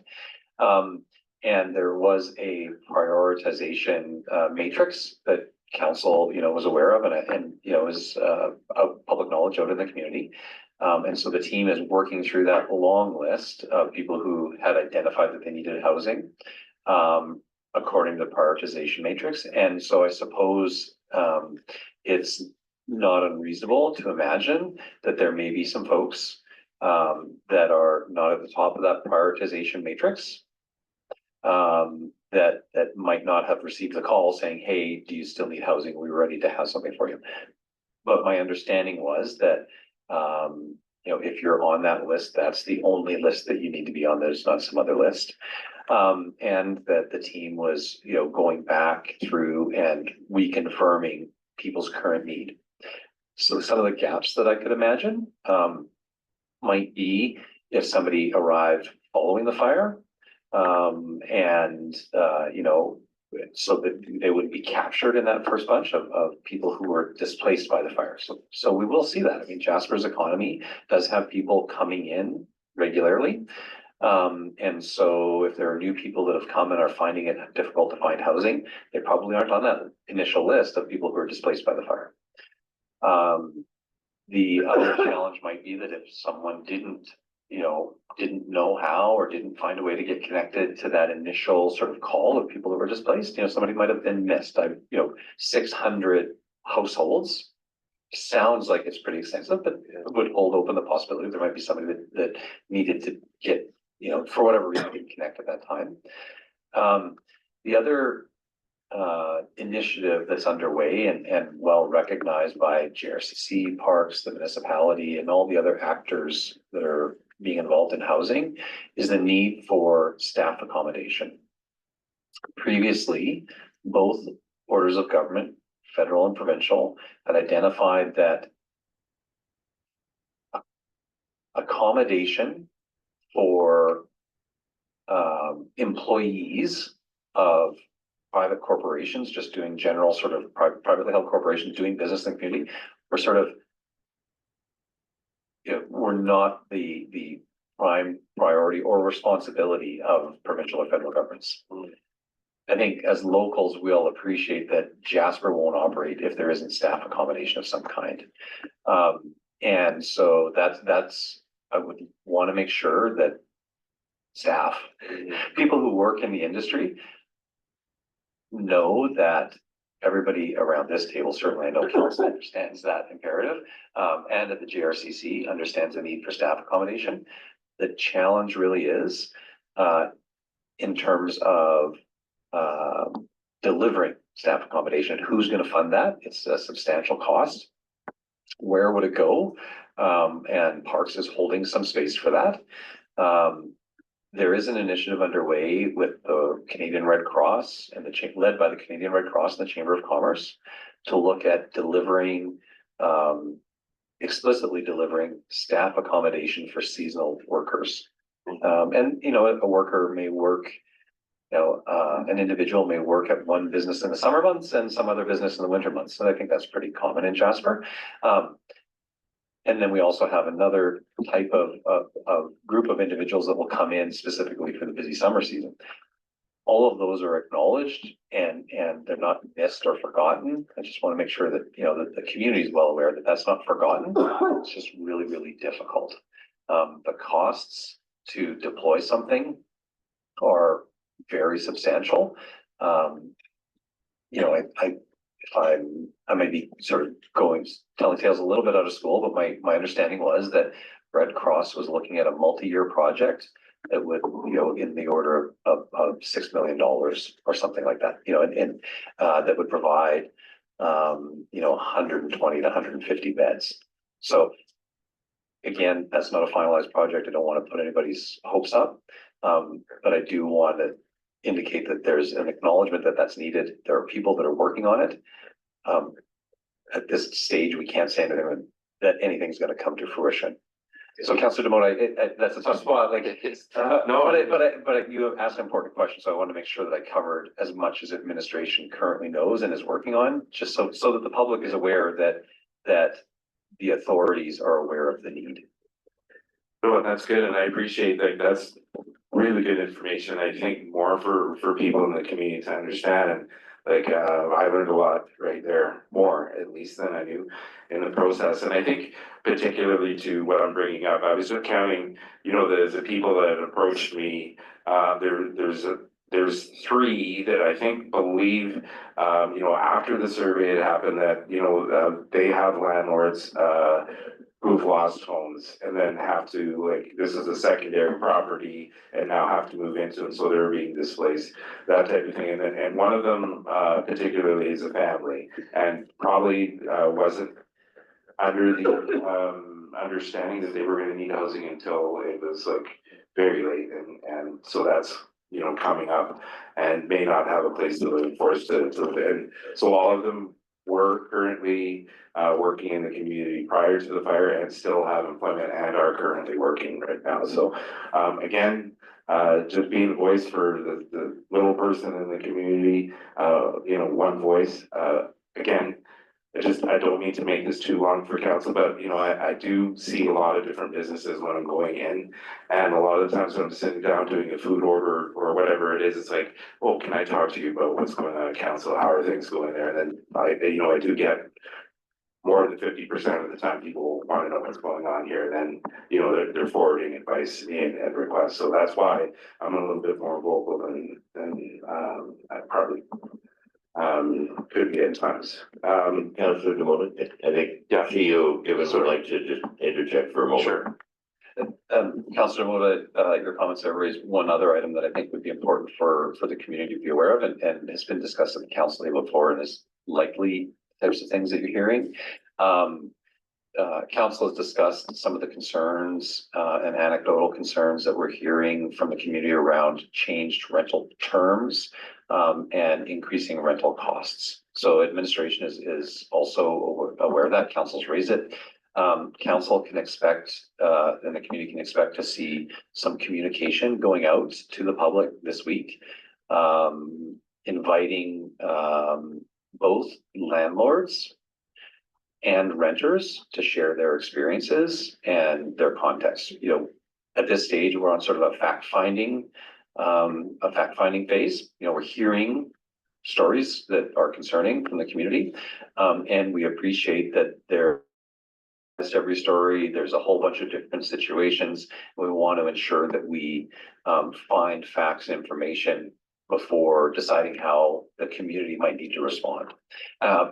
And we're going to be creating some explicit channels for both landlords and renters to share information with the JRCC. So council should be aware that public communication, including media release, letters to landlords, and social media posts will be going out about that over the coming days. Thank you for that, Councillor Demota. Yay, well, I didn't have to ask a question. So, moving on, it's good, thank you for bringing that forward. And then I guess just along those lines, I think there's some, maybe we can look at maybe doing some other communication on people that haven't lived in Jasper yet, that are coming here to be seasonal and might have, you know, part of that prioritization in the matrix. You know, again, addressing people that are working in the community. There is, you know, kind of an undercurrent right now because how the rumor mill spreads in a small community, that there are people that are moving here that are getting prioritized to people that are actually living and working here, that have been here through the whole thing, and not having the same opportunity as someone that doesn't live here right now. So I just, again, ask to bring that forward.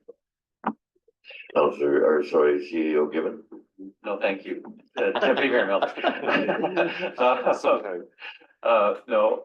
Just again, acknowledge that, you know, appreciating that there is more demand than there is housing. I mean, there was more demand for housing in Jasper before the fire than, so it's not an unknown situation to us in the community. It has always been a challenge. It's just a greater challenge now. Absolutely, the prioritization criteria, with more demand than there are units, we had to figure out a way, collectively, GRCC, municipality, parks had to figure out a way how to allocate those units.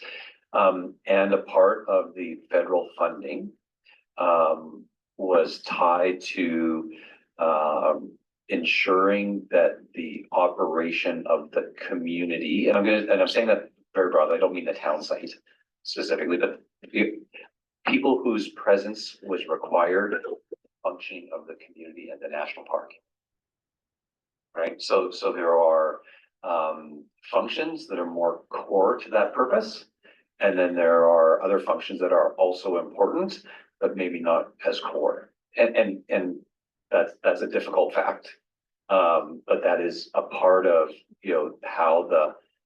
how Parks Canada and the federal government were able to act so quickly and deploy many millions of dollars for housing, and how they're able to justify that within sort of their approvals process, is to say, if we don't get these many millions of dollars, we're not going to be able to operate a national park in the community that supports it. And so, again, that it is a sad fact that there is more demand than there are units. In that case, we have to figure out the difficult task of assigning some relative priority. And a part of that is sort of around how core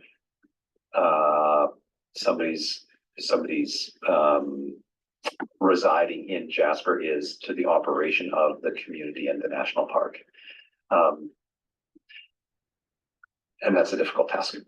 No, and I appreciate you addressing that, and I know that there's an incredible amount of pressure when it comes to making these decisions and getting people housing, and we were prepared for that. We were told that that was going to be an issue, and we're going through the tough parts of it now, and we have to understand that people are going to be angry and frustrated. So I do appreciate that, and as well as I can, I've been iterating that sentiment.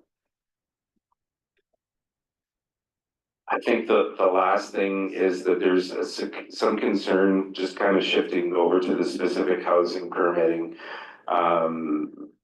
It's just the response time back. I understand that there's a backlog and there's there are a lot of permits and things to wade through. And I think people in the community, especially the ones that have lost their homes, thought with, us building this whole, department in the community, things were going to get moving along a lot faster. And I think they will be, but right now everything's in the control of Parks Canada as far as the permitting goes still.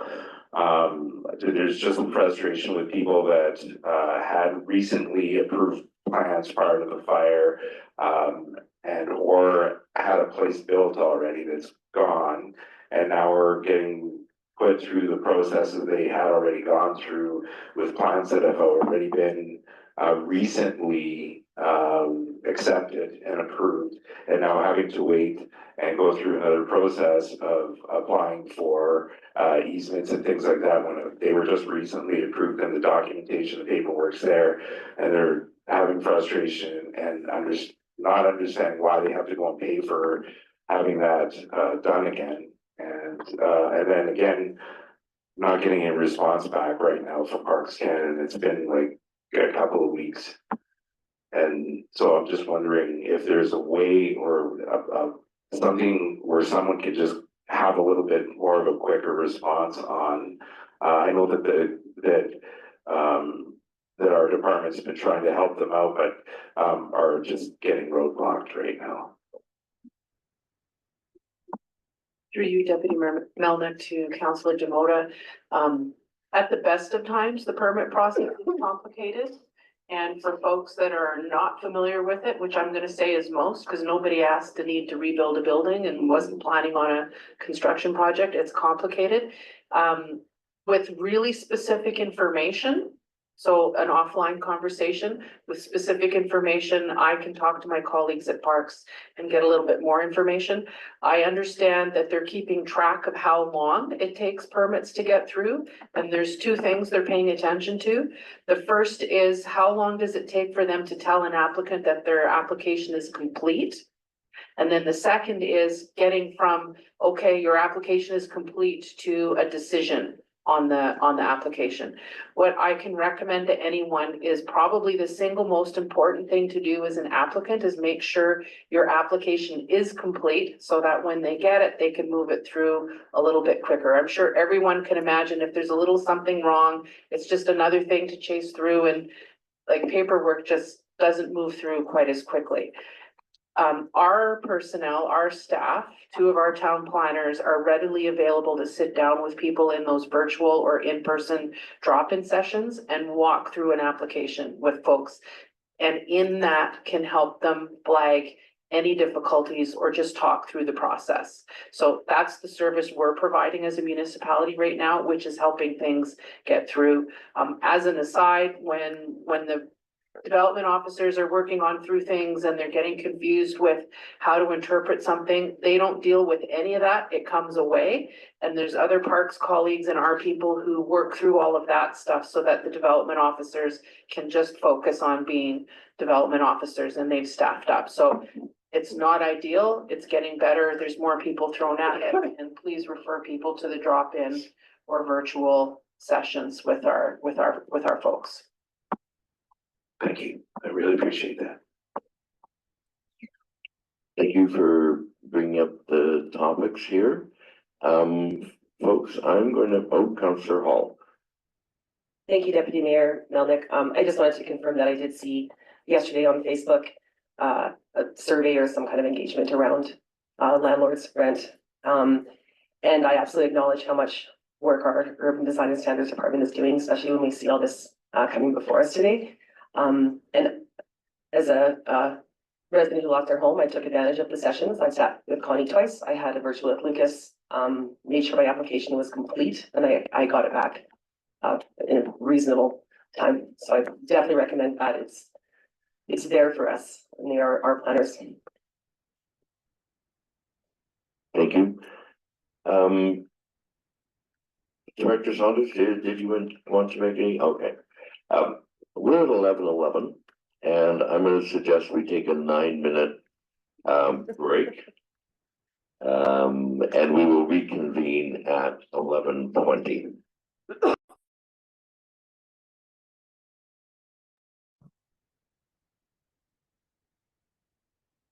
Welcome back, everyone. I would like to call the meeting back in order, and we're going to start with item 7.4, housing manager position.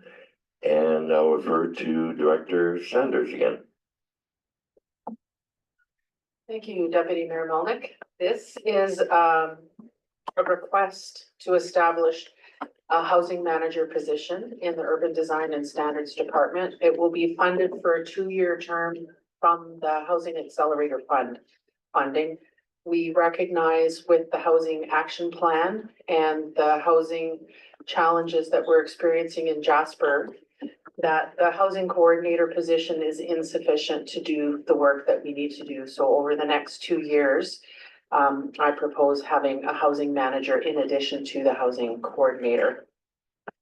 And what we're looking for is a position and a person that can provide housing leadership for us, oversee the Housing Accelerator Fund program and the Housing Action Plan that was in front of you today, and also oversee the delivery of the municipality of Jasper's housing programs, deliver on the Housing Action Plan, and support the Jasper Municipal Housing Corporation.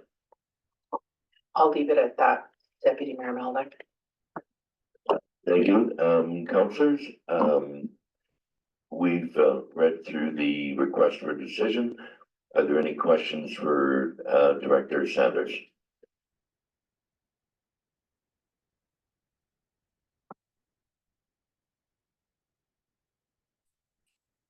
Sorry, I might have found out, and you may have covered this, but this is a 2-year term, but also the position would be funded through the half funding? Yes.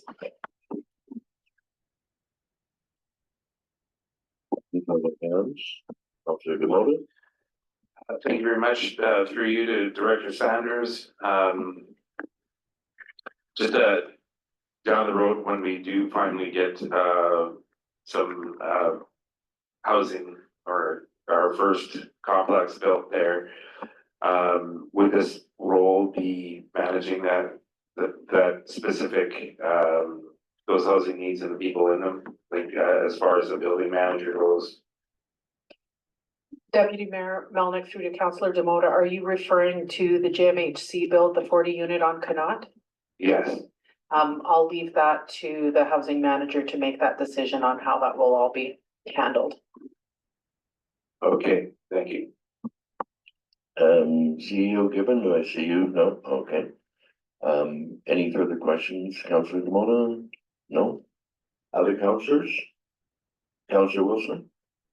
If there are no further questions, I think this is an essential position to facilitate the the efficient allocation of half funding. So I would be pleased to make a motion that committee recommend council approve the establishment of housing manager position to create and oversee and implement the municipality of Jasper's housing programs.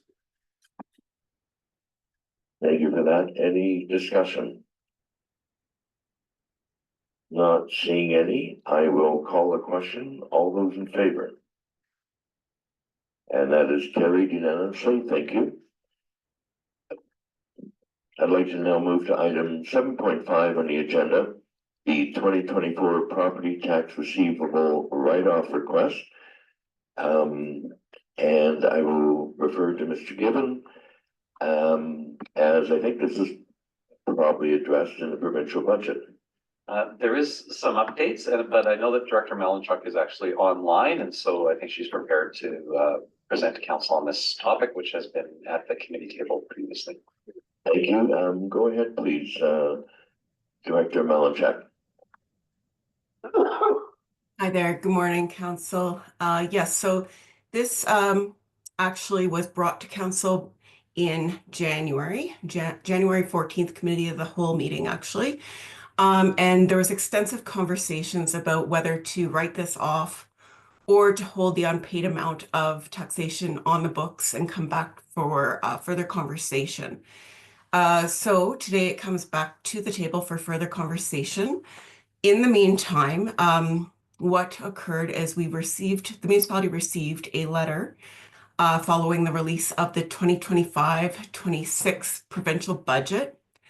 And this is from Minister Rick McIver, and it was dated February 27th of this year. And it stated, over the last few years, we heard loud and clear from municipalities that have provincially run buildings within their boundaries about the need for stronger recognition of the impact provincial properties have on the municipal services. Starting in the 25-26 fiscal year, grants in place of taxation, so GIPOT, will be paid to municipalities at 75% of the property tax amount that would have been owed to the property. And by the 2026-27 fiscal year for the province, it would be fully restored to 100%. So this is great news for all communities within the province that receive grants in place of taxation. So while this is a welcome change in the provincial policy, unfortunately, this write-off would still be recommended for the 2024 fiscal year for the purposes of audit and the annual wrap-up of the 2024 year. Therefore, administration is still coming to the table with a recommendation that committee recommend council direct administration to write off the property tax receivable for roll 500000, which is a provincial building, for half of the amount levied in the amount of $35,136.62. Thank you very much. Thank you. Any questions for Director Malinchak? Your worship. Thank you, Deputy Mayor Melnick, through you to Director Malinchak. Thank you for bringing this forward. I just want some clarity that the $35,000 that's subject to today's recommendation, is that part of the total 157, or is that an addition to the 157 that has already been short paid?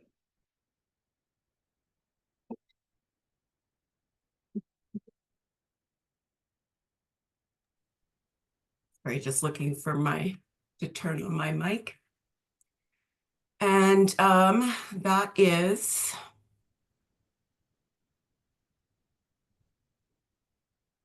totaling, so that would be part and parcel of the 6-year total, $157,320. So that would be all 6 years combined that we would be looking at for that amount. All right, thank you for that. And so the balance of that has already been written off. I take it previous years, or are we carrying some part of it still? Sorry, no, every year we've been coming to council for direction to write off the amounts. And in the prior 5 years, we have, as administration, have received direction to write off the amounts. So those amounts prior to the 35,000, which is for the 24 year, have been written off. Thank you for that. As one who has advocated to not necessarily write it off each year, I had hoped that perhaps the provincial government would announce some retroactivity and that we would still have a bill to collect, but that obviously hasn't happened and it's not going to. And we will return over a 2-year period to having them pay an equivalent to the tax amount that would have been assessed. So I am comfortable with the recommendation and write it off and chalk it up to experience. And in our case, it's good to see that they have recognized provincially the impact that this has had. For a city like Edmonton, for example, I think it's up to $80 million, a sizable hit on their budget. For us, it has not been extreme, but it has certainly been a matter of principle and a very disturbing message to our ratepayers with respect to the value of the services that a municipality provides to property owners. So very happy to see the letter from Minister McIver and glad to see that we'll be back in balance within 2 years. So again, I will support the recommendation and thank you for bringing it forward. Any other councillors wish to comment? I will just recognize that Mayor Sochi from Edmonton has probably been the most adamant advocate for this change in the GIPOT. And to his credit, the government has chosen over 2 years to return to paying municipal taxes at 100%. So credit to Mayor Sochi, credit to the provincial government. And in that, I would look for a councillor to make a motion for us to be able to do exactly what is being recommended. Your worship. Thank you, Deputy Mayor Melnick. I will make the motion that committee recommend council direct administration to write off property tax receivable for roll 500000 provincial building for half of the amount levied. Presume that was for the 2024 year in the amount of $35,136.62. Thank you. Any further discussion? Seeing none, I'll call the question. All those in favor? And that's carried unanimously. We now move to item 7.6, the transit quarterly report, and I would ask Mr. Gibbon to present to council. Thanks very much, Deputy Mayor Melnick. Administration is here with the presentation of a regularly scheduled transit quarterly report as required under the policy F114 transit service standards. Under that policy, council required, for the sake of transparency, regular reporting on transit service and statistics. And so this report is intended to cover both the period for the first quarter of this year, but also looks back to September when we relaunched the service. So there's a bit of a overlap between the quarterly statistics, and we also include some annual sort of statistics to wrap up the 2024 year. You've all had a chance to see the report, so I'll maybe just cover some of the highlights from that September to February period. During that time, obviously, as we discussed before, the transit service restarted on September 17th. But for the entire year of 2024, the system provided over 35,000 rides and over 3,000 hours of service. On average, for the year, the system served nearly 12 riders per hour. And that actually, for context, exceeds the targets in the transit strategy and action plan that Councillor before the formation of the transit system. So we had some predictions about how many riders per hour we would see in the first number of years of the system, and we're actually ahead of those, which is good to see. The winter 2024-25 season is actually pretty consistent, interestingly, with the winter 23-24 transit ridership. So the numbers are about the same.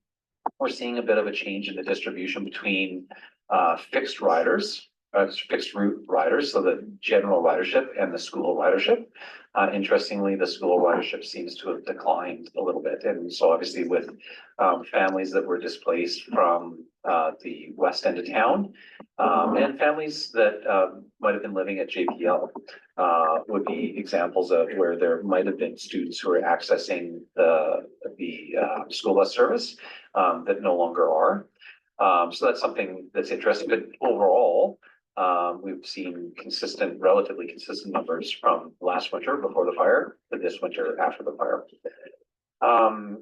It is, sort of small amounts, but there were more fixed route riders, so general transit riders this winter than there were last winter. So I think that's again, a positive indicator.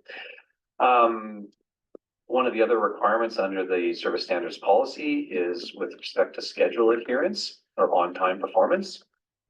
For the recovery schedule in September, we started at about 85%, which is the standard. That's the minimum standard that council set in the service standard policy. And so we started off at a low of just meeting the standard. But over time, we were able to progress to where we're hitting 93% in January and February. So we're exceeding the service standards set by council and providing dependable, regular on-time performance through the transit system. Grand Yellowhead with the school bus service, we are a contractor to Grand Yellowhead. The scale of the service is at their direction and obviously responds to changes from the provincial government. The province announced that they're going to be shrinking the zone that qualifies people for school bus service. So that's we've had conversations with Grand Yellowhead about that change in the catchment area. So basically, it used to be that you could live 1 kilometer away from the school and you qualified for school bus service. Starting in 2026, so again, to be clear, this is not for the 2025 year, starting for the 2020 fall of 2026. So we've got essentially a year's notice. That radius will change out to 1.6 kilometers. So all of a sudden you have to live further away from the school to qualify for service. So we're going to work with Grand Yellowhead to understand what that impact might be, how that would, impact students accessing the service. And of course, there's a number of different elements there. As we set up interim housing, if there are families that are residing at any of the outlying locations outside the town site, like Marmot Meadows, they would obviously be outside that 1.6 kilometers and then would apply for student busing. So we'll continue to work with Grand Yellowhead and the Francophone School Board to assess how we need to adjust, not just for the next school year, starting in September 2025. But what implications there are, if any, for the school year starting 2026 September. But again, the council has the confidence that administration is in discussion with the folks that we need to be aligned with there. We have responded to the changes in housing in town. The school special route now serves stop 5 for residents living on the GA parcel on the immediate west end of town where there's interim housing. The HF and HH parcels on the immediate east end of town were already fairly well served, both through the school bus service, which came right by there from JPL in the mornings, and from existing regular transit stops. As we get, more people living in the interim housing, we will, continue to review that and make adjustments as necessary, including if it was required, adding new stops, that would be more, more convenient. But again, we'll assess that as we go forward. Council has seen some recent news. The province has announced funding of $2 million to support transit for Jasper as a recovery measure. This is explicitly a part of our housing strategy. And the intent is to provide Jasperites with more housing options by increasing connections to Hinton. Obviously, we also have Jasperites that will be living out at Marma Meadows. And so we're going to be working to plan what a system could look like to leverage that provincial funding to ensure that Jasperites who are displaced from the town site are able to, remain connected to employment and schools and community. Administration will be working on that over the coming months. We'll have to go through a process to secure the service. But before that, even we need to do some redesign, and that work has already started. We're imagining that revised service will probably launch at the same time that we regularly launch our summer schedule. So we'll be looking at about mid-May for those significant service changes, where we traditionally increase our service levels. And so folks can stay tuned for that. But we're working hard to make sure that option is available to Jasperites and that we take advantage of that provincial funding. A couple of other notes that were sort of down in the details of the data that didn't make it into the report, and that I thought it might be interesting for council to know. Throughout the time period, Thursdays were actually our busiest days that see the most riders. That was a bit of a surprise to me. Maybe somebody around the table knows why that might be, but Thursdays are the busiest days. Wednesdays and Sundays are the days that we see the fewest. So we get sort of our peak day and then it drops off Wednesday. That said, relative sort of busy to not busy, on Thursdays we see on average 761 riders on Thursdays or trips. On Wednesdays we see 640. So again, it's not like from 1,000 to 0. It's in a pretty sort of narrow band there. The Lodge Loop is absolutely the busiest loop, given the number of staff that live there and the agreement that we have with JPL, where they're paying essentially for transit ridership for all of their employees. So that is not a terribly big surprise. The busiest time of the day is the midday, 2 Lodge Loops in particular at 11:40 and 2:10 p.m. being the highest sort of ridership. And also, council, remember that we had new fleet added. That was always a part of the plan. It took a while to get them procured, but those new fleet units are on service in the town and they have wheelchair accessibility. And I'm pleased to report that they have actually made 4 trips for wheelchair users. And those are trips that would not have been possible if the municipality didn't have this transit system set up. And if we didn't include accessibility as a part of our standard that we did with our contractor for fleet. 3 of those wheelchair trips were on the Pyramid Loop. 1 was on the Lodge Loop. So really interesting to see that there's people getting access to places that maybe they wouldn't have been able to access before. And I thought that was worth a mention. I think other than that, I don't want to sort of make this protracted. Council seeing the rest of the report. Again, we'll be back, next quarter with another update. As we march into the busy season for the community and for the transit system with the launch of our summer schedule. Happy to answer any questions. Thank you very much. Thank you very much, Deputy Mayor Melnick. This is great. I'm happy to see that more fixed riders. It just shows it's catching on. quick story from my senior community conversation on Wednesday. Local senior, not naming names, but she's the one that rides around the bike and does the bottles for the museum. Uses transit probably 3 to 4 times a week, and she takes the bus up to Pyramid Lake and walks down. So that was I was very happy to hear that. I do have a question. My question is around the Jasper Hinton Transit Service. Will there be a new RFP put out to like procured? Deputy Mayor Melnick, so yes, we just received the grant agreement from the province, and within that agreement, they have a number of conditions that the municipality needs to meet. And they explicitly identified that the municipality needs to run a standard public procurement process or an RFP. And they also explicitly identified that we need to meet the US trade partnership sort of terms around purchasing and openness and process. So yes, there will be. Council some time ago changed the municipality's procurement process to include a local notice provision. So administration will be following that updated council policy around procurement. And yes, we are required by the province to run an RFP as we seek sort of a provider for this extended service. Thank you for that. Your worship. Thank you, Deputy Mayor Melnick. Through you to Mr. Gibbon.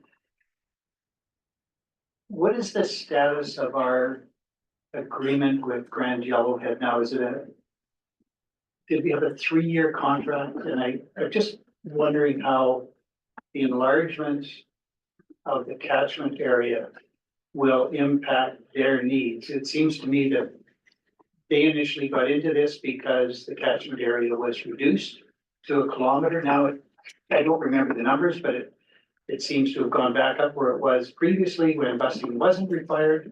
They will still have to deal with K to 6 and maybe 6 to 12 at the lodge, but perhaps in town, there is no place that is more than 1 mile from the school. It's curious that they've gone from metric back to imperial measurements. They say 1.6, but that's 1 mile. Anyway, I'm just wondering how that may impact our contribution agreement after this year. Have you looked into that at all? Your worship, so that's exactly the conversation. So the agreement with the school boards was a multi-year agreement and subject to provincial funding. There was some discussion at the council table about the potential risk to the municipality on that. And I believe, and I would have to check to see, but I believe we had talked about a 3-year commitment. So this is really towards the end of that 3-year commitment when we would be revising and restructuring and replanning again anyhow. So it's I think something that there were going to be changes one way or another. And administration will be able to work with the school boards on that. The school board, just to be clear, the school boards always had an obligation, before the changes and shrinking to the folks out at JPL. And that under the previous regime, that was the only area where students lived far enough away to qualify for transportation. The school district the Grand Yellowhead tried a number of different approaches. First, I won't say which is first. One approach that they tried was paying parents to drive their children in, which I think was not particularly sustainable because that meant that parents needed to not be working to be able to drive their kids back and forth. The other approach that they tried was to support a Grand Yellowhead bus in town with a driver that would only do that run once in the morning and once in the afternoon, which again, I think they had a real difficult time maintaining employees who would only work for a few hours in the morning and a few hours in the afternoon. And I think that's a challenge with bus drivers for districts across the province. There are certain types of for some folks that might work well with their day when they have a child that's going to school. But it can't, if you don't have anybody like that, that's interested in being a driver, then you pretty hard to convince somebody to just work for those couple hours a day if it doesn't sort of really fit with their life for other reasons. So the municipality will continue to work with the school boards. Again, just for council's level of comfort, this change isn't for the 2025 year. It's for the 2026 year. So we've got more than a year to discuss what that might look like. And we would be heading towards the end of our agreement with the school boards anyhow. Done deal. Councillor Demota. Yeah, thank you. My question was answered, but anecdotally, Thursdays are the days that the new flyers for the grocery stores get released, so I'm assuming that, just because I have an uncle that's pretty active, and I thought about that, and there are some seniors because of during, our restrictions that their seniors days were on Thursday mornings specifically, and some of them, particularly ones that might have, OCD, stick to those days. So, anyway, that's just an ongoing thing. So I think that might have something to do with it. But I really appreciate the information here, and I look forward to the expansion and servicing other people in the community that are further displaced from their homes and have an opportunity either to get to school or in town. Thank you. Any other questions? Your worship. Thank you, sorry for the late hand. I just wanted to comment on the second bullet point. An increase of ridership with those kind of numbers, 8.3 to 11.7. That's a 41% increase over the expectation. That is remarkable. That is so much better than expected, and yet we approved it, anticipating it to be 40% less than we have achieved. I just wanted to make note that it's quite a remarkable number, even though the numbers are small as a percentage, it's enormous. Councillor Wexler. I was just again echoing Mayor Ireland's comments, and that given some of the talk in our housing strategy around reduced parking and things like that, I think that the concept of transit and its value to the community will only grow and strengthen as time goes on.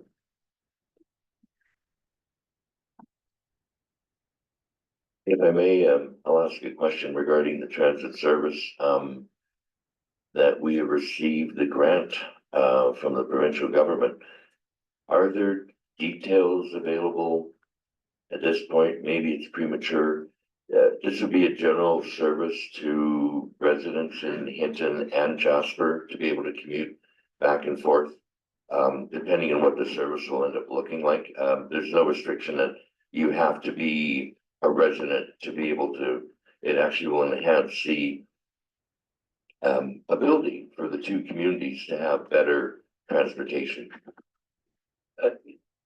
Thanks, Deputy Mayor Melnick. So I think to answer that last bit first, yes, absolutely, it'll improve the connectivity between Jasper and Hinton for everyone.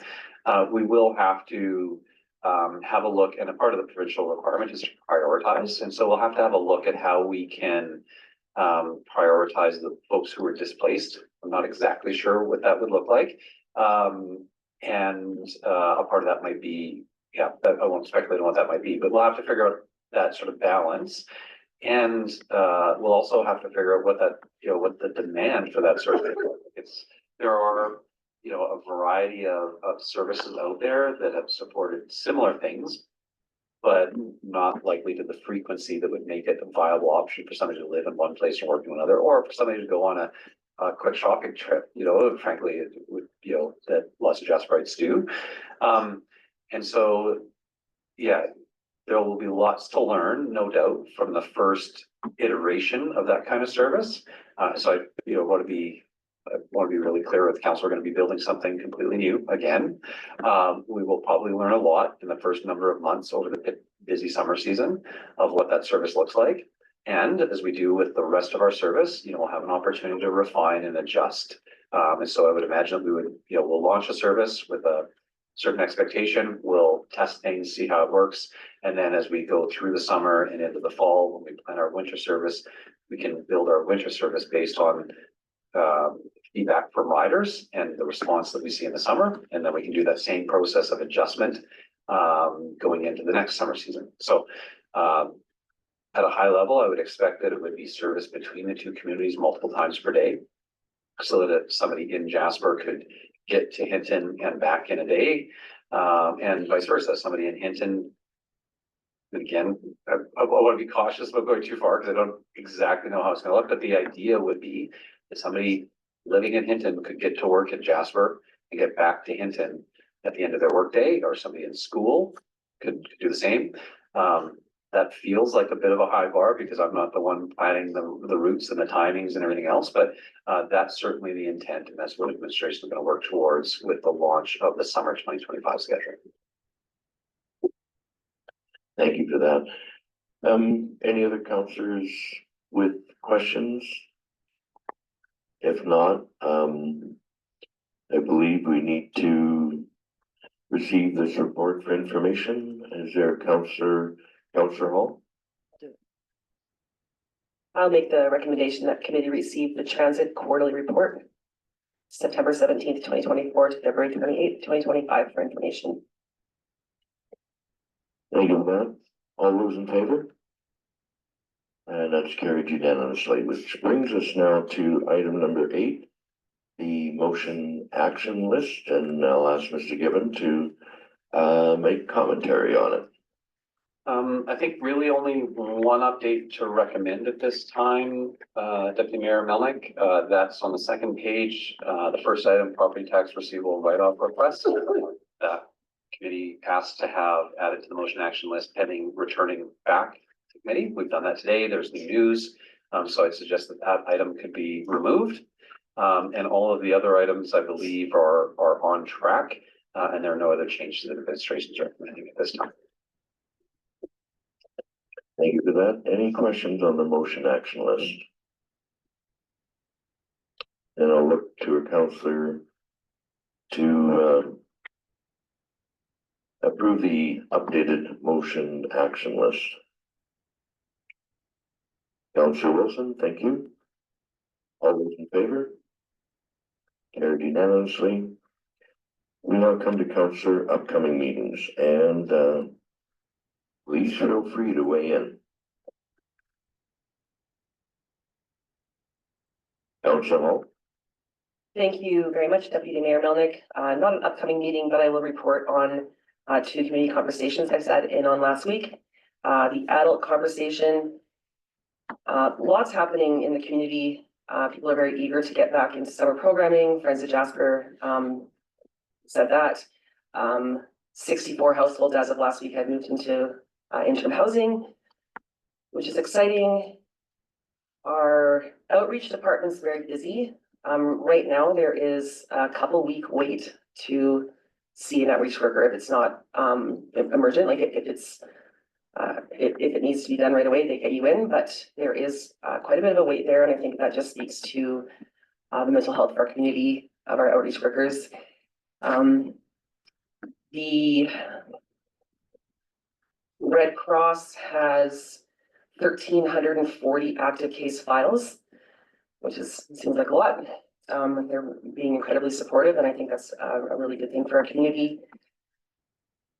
The Fitness and Aquatic Center, we can expect to see some reduced hours because we've lost 2 staff, leaving due to rising rents. So 2 of our full-time staff had to move out because rents are going up. In the seniors conversation, pretty neat thing happening at the library upstairs. Angie's doing a plant exchange. So if you have plants that you want to donate or give to residents who may have lost their homes, you can just drop them off upstairs. The generator has been delivered to Alpine Summit, which is exciting, and Ernest is hoping that it's set up by May. And I think that's all I have to report. Thank you for that. Councillor Wilson. I just have 2 meetings coming up. The West Yellowhead Regional Waste Management Authority is meeting on Thursday. And then I attend a bi-weekly meeting that's the Build Alberta Jasper Rebuild Group as actually a builder, but if there's anything council would like to relate to that group, I can also do that. So that's on Monday, every second Monday.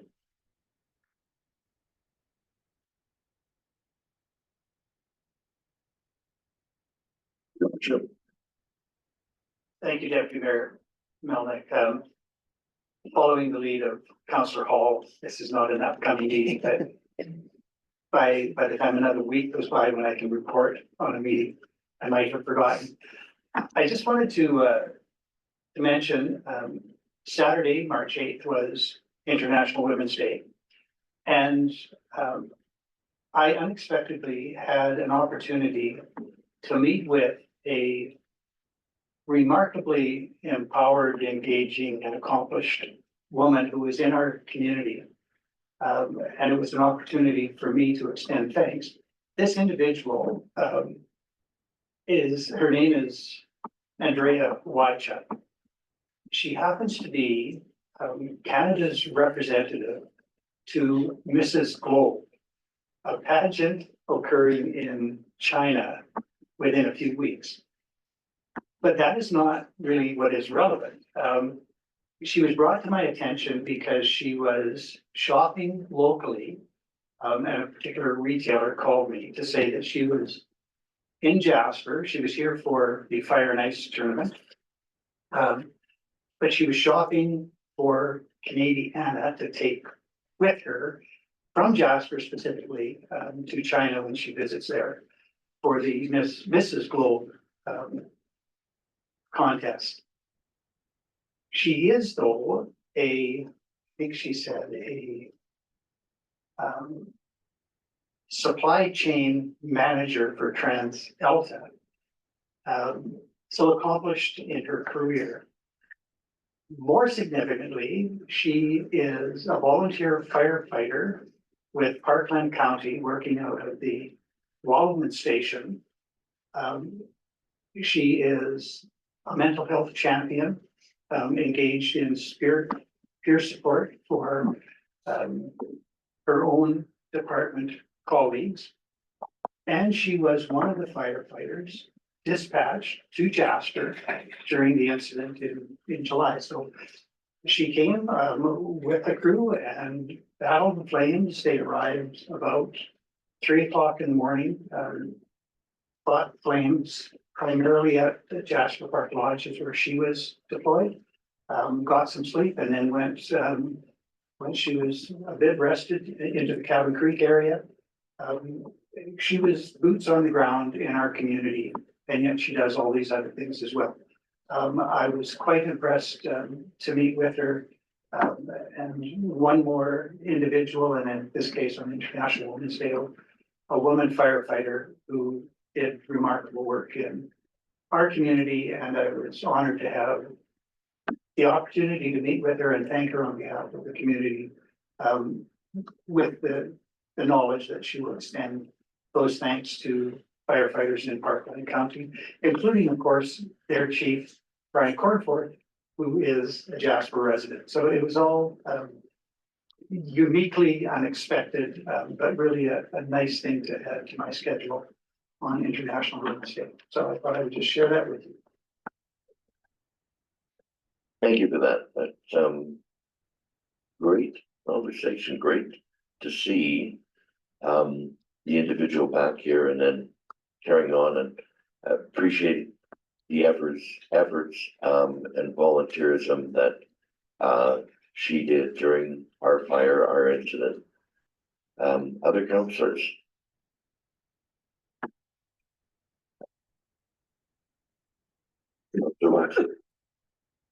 Councillor Melnick and I last week attended the Alberta Municipality Spring meetings.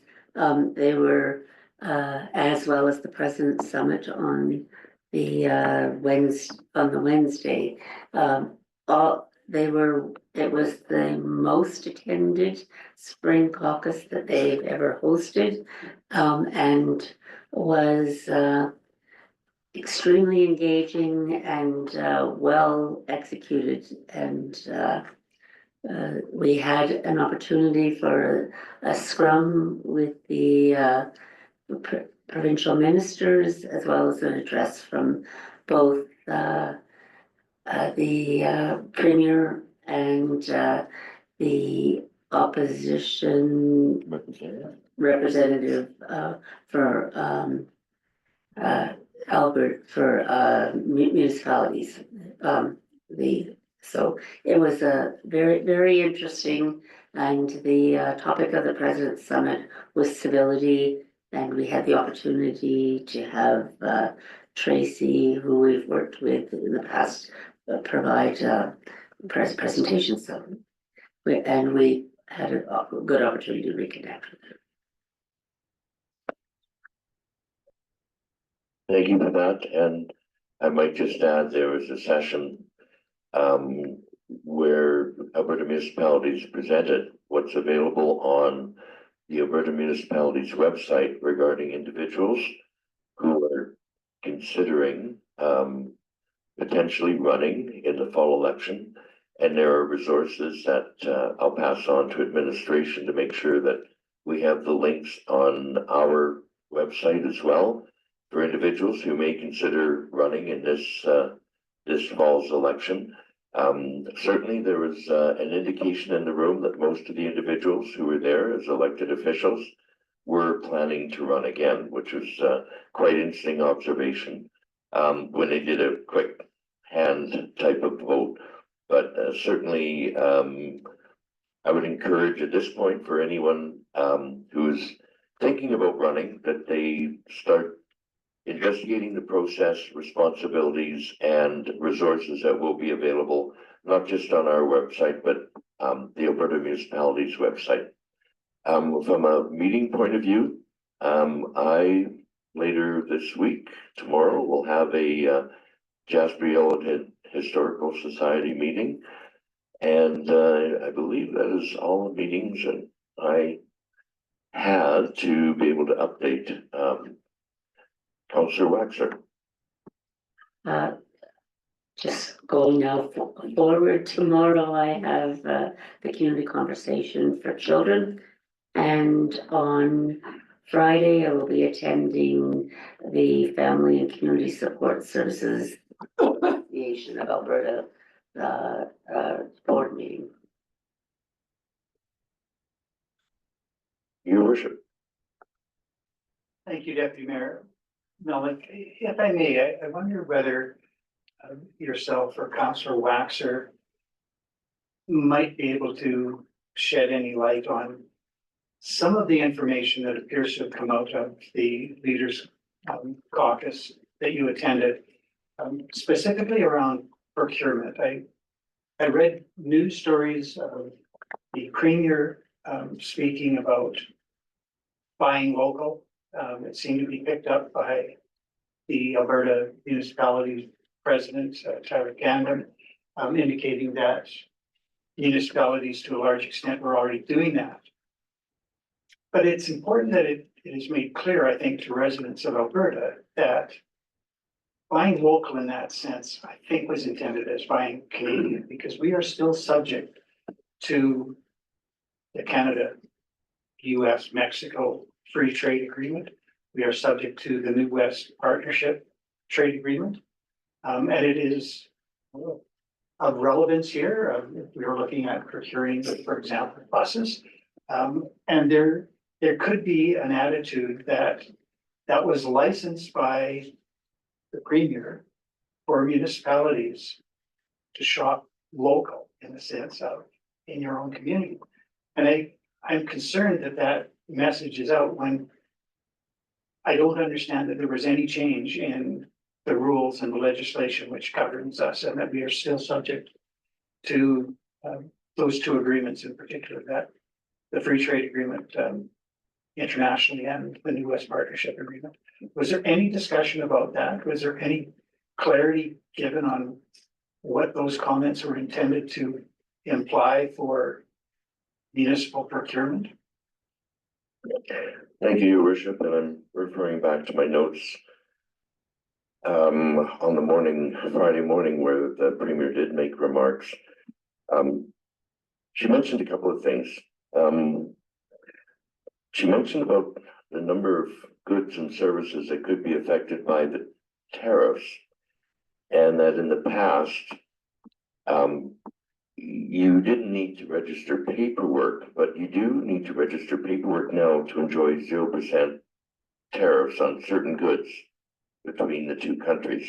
But she did specifically say to look at, for municipalities, to look at purchasing practices to buy Alberta and Canada, primarily. She did make that reference, and I'll look to Councillor Waxer if I have got that wrong, but my notes indicate that was a specific comment that she made.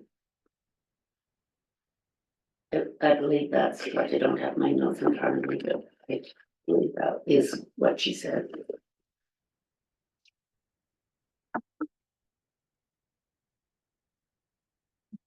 Councillors, we are now at the point of upcoming events. And we do have a number of them coming up. March 17th, the Jasper Employment and Education Center Job Fair, as well as NETMA is returning on the 19th. It'll be at Papa George's Restaurant. A little bit earlier start, 4:30 it looks like. We have the Jasper Pride and Ski Festival returning April 4th to the 13th. And Canadian Federation of Municipalities Conference, May 29th till June 1st, and the National Day of Awareness for Missing and Murdered Indigenous Women and Girls, also known as Red Dress Day, is on May 5th.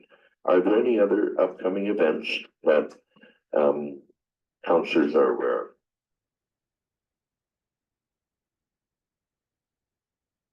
Seeing none, I believe we are now at that point at about 10 after 12, where I could call for a motion to adjourn. I would like to thank the public that have been engaged with us today. And we look forward to returning to council chambers on Tuesday, the 18th, for our regular council meeting. If there's no other business, a motion to adjourn. Councillor Hall. Thank you. All those in favor? Thank you very much.